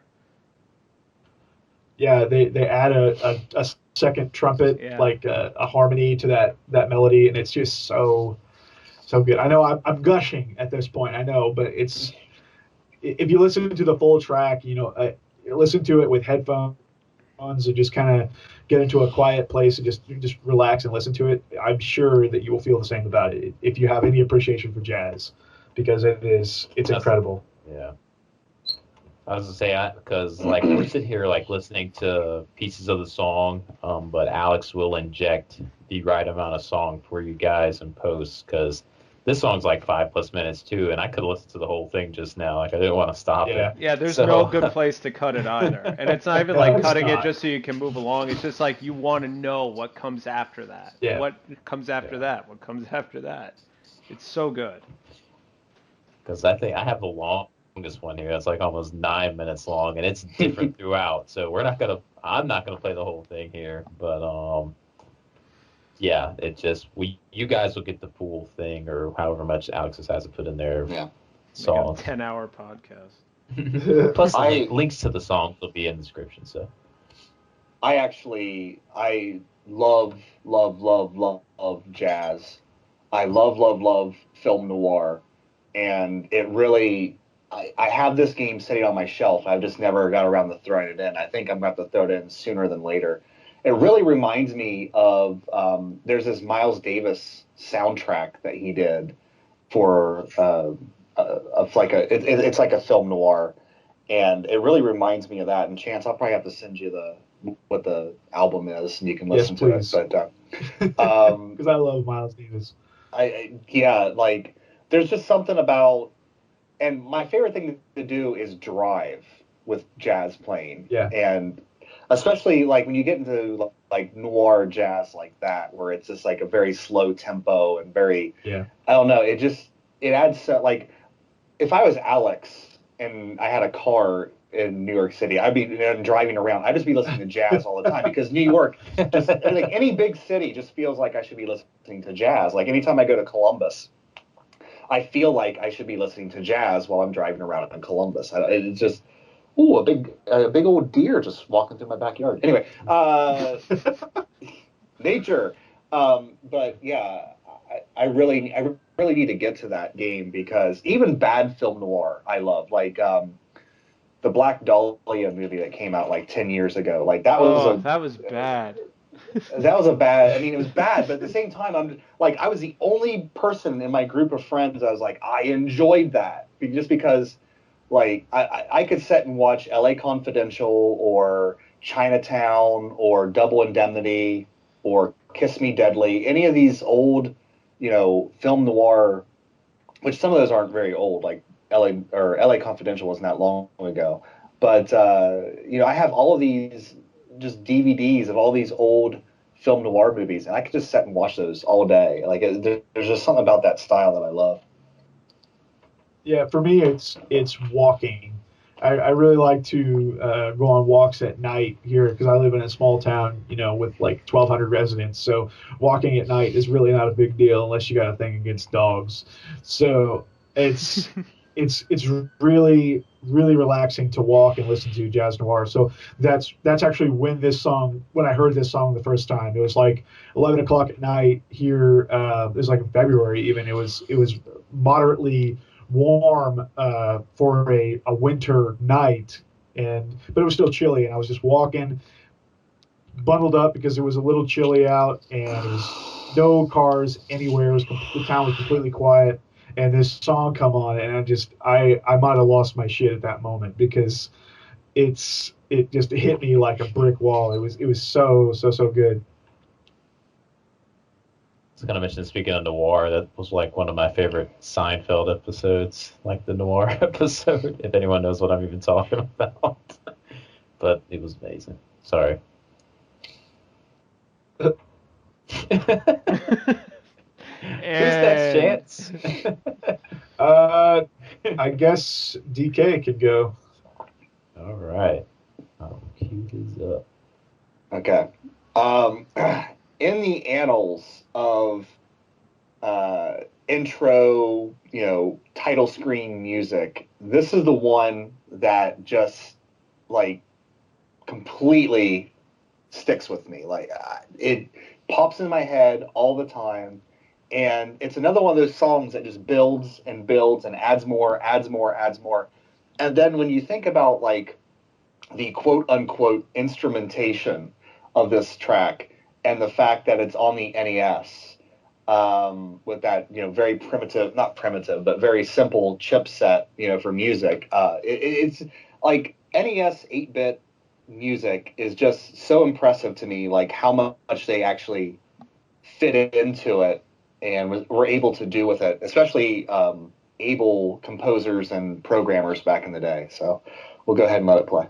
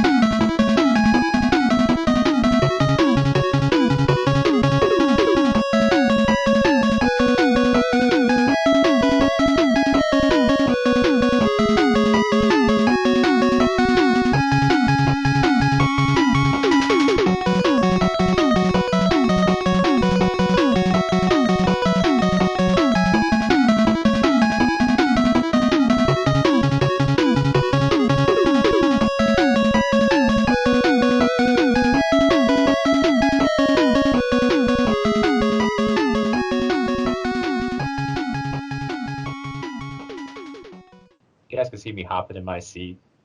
Yeah. The rhythm It's on just- that song is so good. Yeah. And there's like that counter melody when Yeah. it's really getting going towards the end. That like you don't really like, you never really remember it, but then when it comes in, you're like, you get kind of chills. Yeah, that's my And- favorite part, actually. Yeah. And like the very opening part, it kind of goes with Chances in a little bit because it is kind of a little jazzy, I guess. It kind of does have like a little jazz feel to it. So Yeah.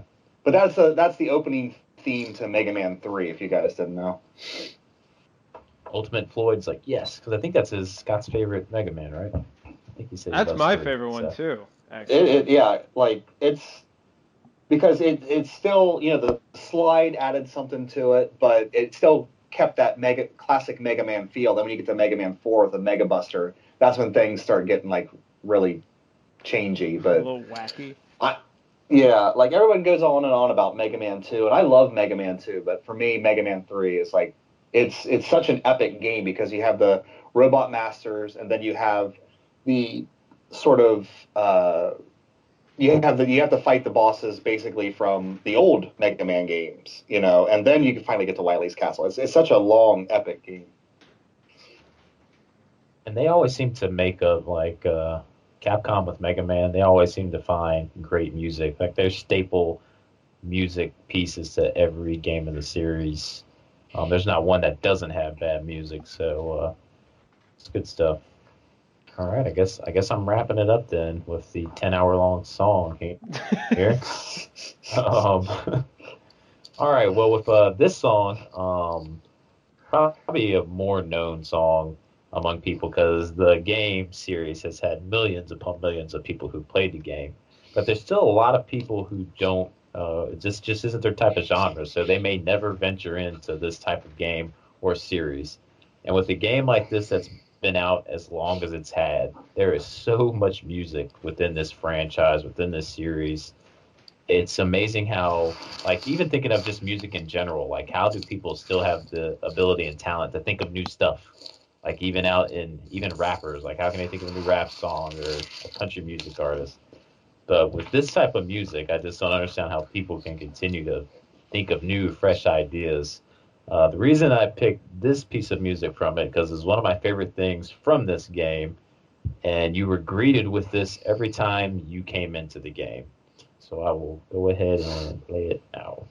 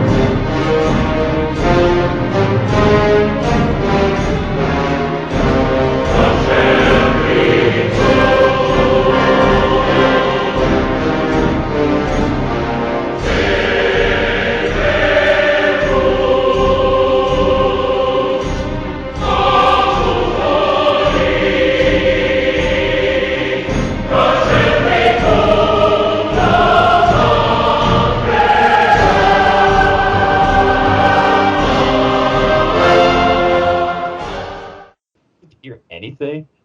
The beginning. Once No. it got to the bum ba dum and it kind of just completely went away. And the horns of Gondor, as I call them, once they sounded, that was the end of it. Yeah. All right. I'll just have to well, take your word for it. Yeah, it's the login screen you get when you're played the World of Warcraft Wrath of the Lich King. My favorite to the game.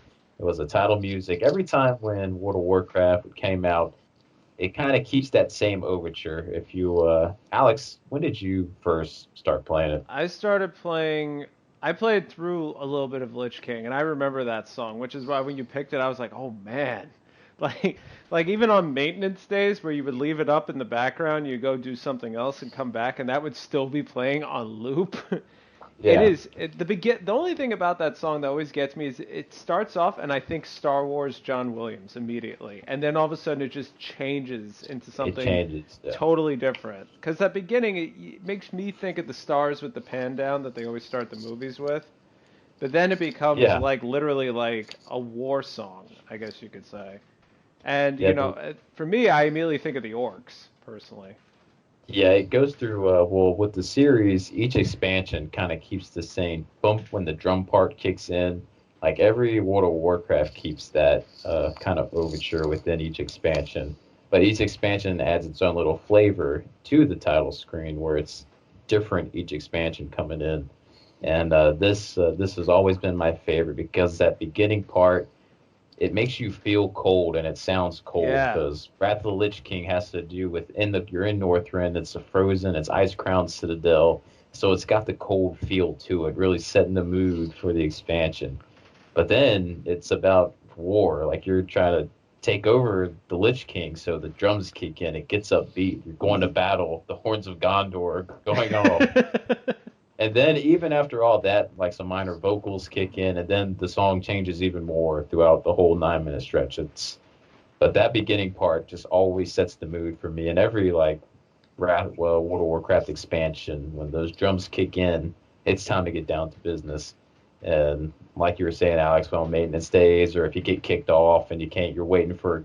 Used to be a time when World of Warcraft was so populated, You couldn't get to on. queue to get in. So just sitting there listening to it was awesome, or Quay, however people want to say it, and it was just awesome just sitting there listening to it. So Did you love ever the- get to fight Arthas? To what? Did you ever get to fight Arthas or no? Not during the actual expansion of it. Got all the way up to we're 2 bosses away from him. Couldn't beat Sindragosa and then him. We So- we wiped a few times on Arthas. That was it. After that I quit. I killed him when I went back to Legion when I was 20 or 30 levels higher than Well, that him. doesn't count. It still felt good because Lich King is just up there when ranking with villains or characters in video game history. Definitely. So it's just awesome. So, and like I said, if you haven't played, a lot of people like Dustin will never play World of Warcraft. Chance probably won't. Like Dustin is not into MMOs. So, but with their music, Blizzard's music, like with that series, it's just amazing with all the worlds and stuff they have. Like as I was mentioning, to keep thinking of new like music for them. It's amazing music they have in that series. So Another good That- one from See- Blizzard is even the Tristram theme from Diablo 1 with the guitar. yeah. That one's really good too. See, and maybe it's just me, and it's probably going to be somewhat of an unpopular opinion, but like with these Western games, like the soundtracks to me sound just like movie soundtracks, Yeah, they do.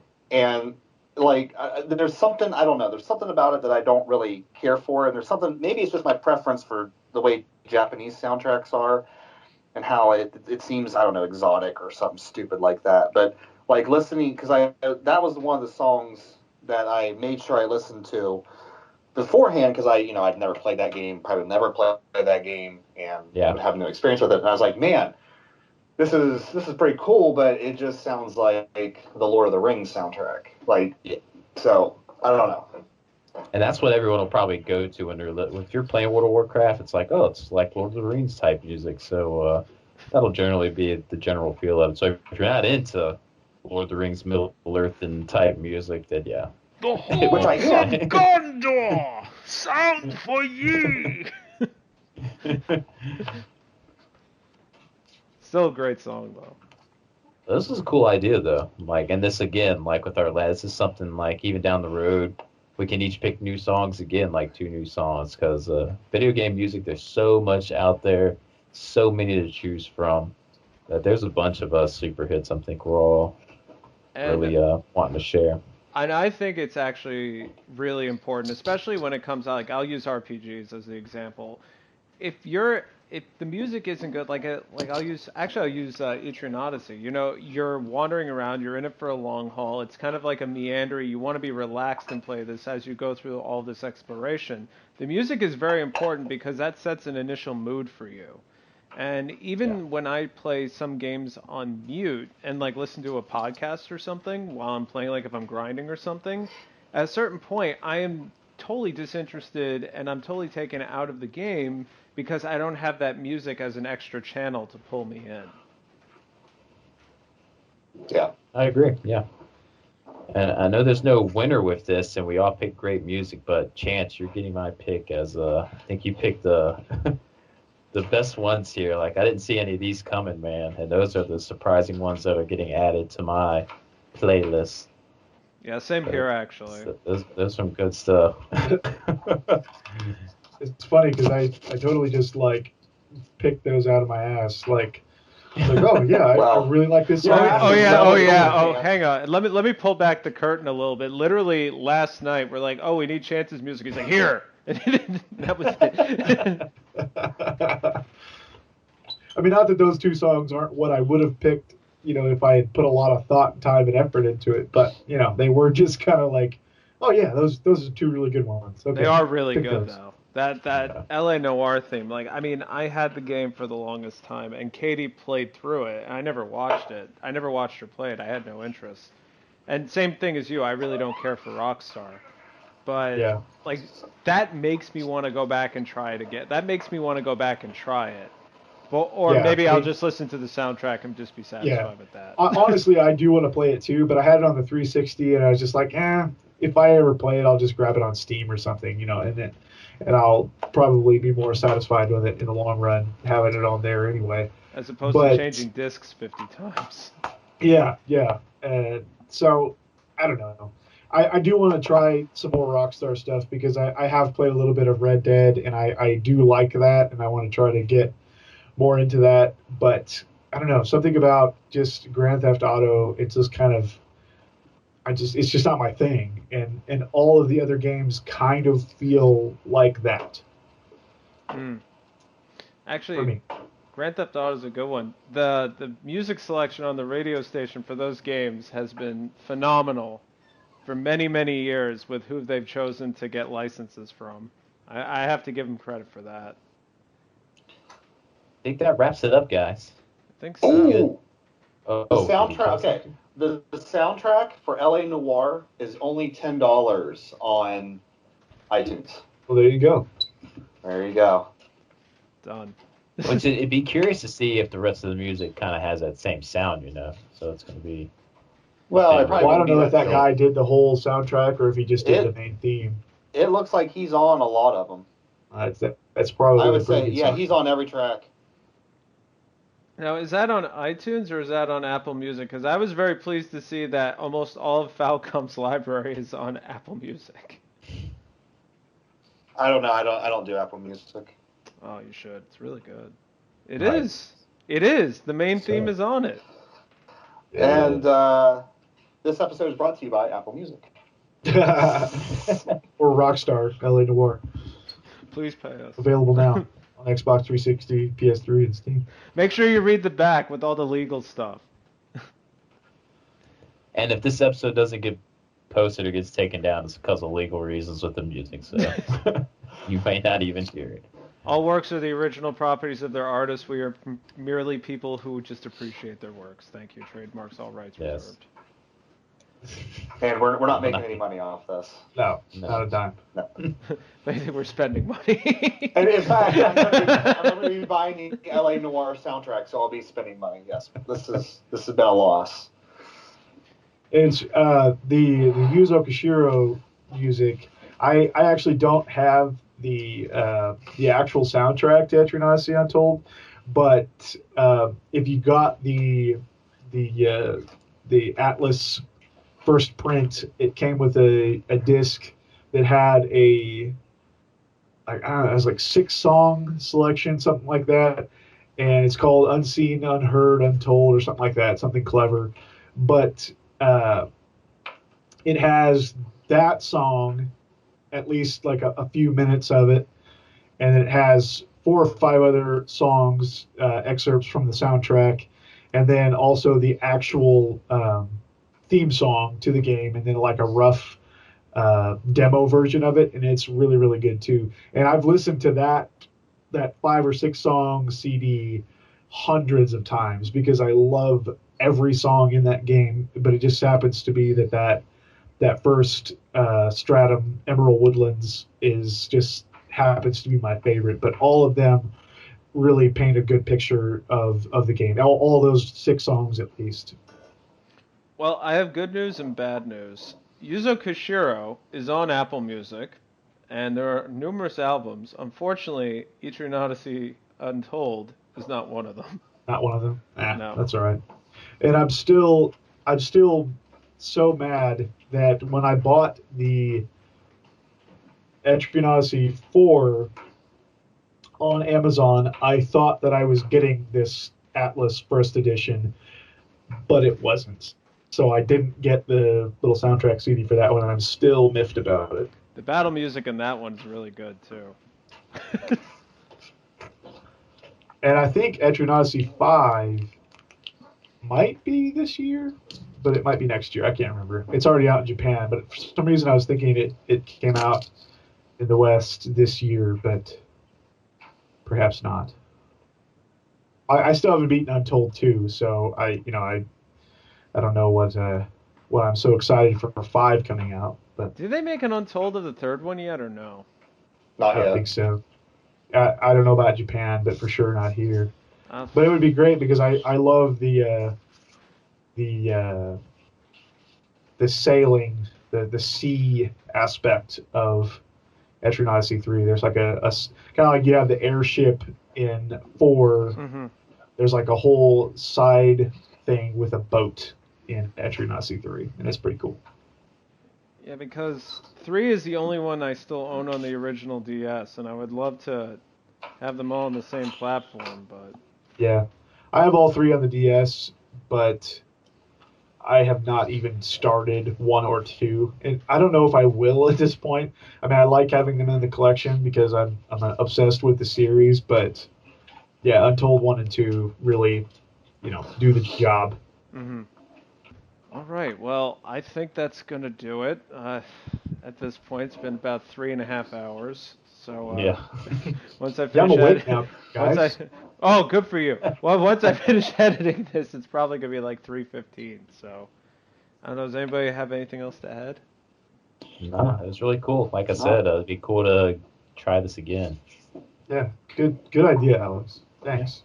Oh, thank I you. was gonna say the last 2 episodes have been. This is what happens when you inject new blood. Like the last 2 episodes have been all Alex's idea. Yeah, and there's the last one was stale, Steven's yeah. idea, but I've been really pertinent about the Oh. schedule because I'm an anal retentive son of a bitch. That's probably good because we're stale. We need somebody to keep us on task. Yeah. And, Yeah, I don't want to say we were burned out, but I got pretty burned out with the whole YouTube thing. But the podcast thing, we just kind of fell through the cracks. I never got burned out on this part of it, but man, I haven't made a YouTube video in like 6 months, and it's okay. That's what's nice with having additional hosts, because if anyone ever wants a break, hey, we got enough to cover an episode. Yeah. So So they may I not was gonna all say, be all 4 of us, but Feels good not having to make a YouTube video right now. Like I feel caught up. Yeah. It's good. But just a reminder again, once again, in case you didn't listen to part 1 of this, like I said before, the YouTube video portions of this will be later. So if you want these sooner, keep tabs with us on Facebook, Another Gaming Podcast, and they will be up on iTunes and TuneIn Radio, Google Play Store, all that stuff first. So want to listen to it right when it comes out. Should we make a Twitter and Instagram, Snapchat, LinkedIn, and all that other stuff, dude? LinkedIn under. I don't even have my own Twitter, so I don't know anything about them. LinkedIn. Jesus. A good episode. Can we make a MySpace page? Yeah. May as well. What about Zanga or a live journal? Oh, We should have a can we- live journal. I got it even better. Can we be on Angie's list? Yes. Bye, guys. Bye. Bye.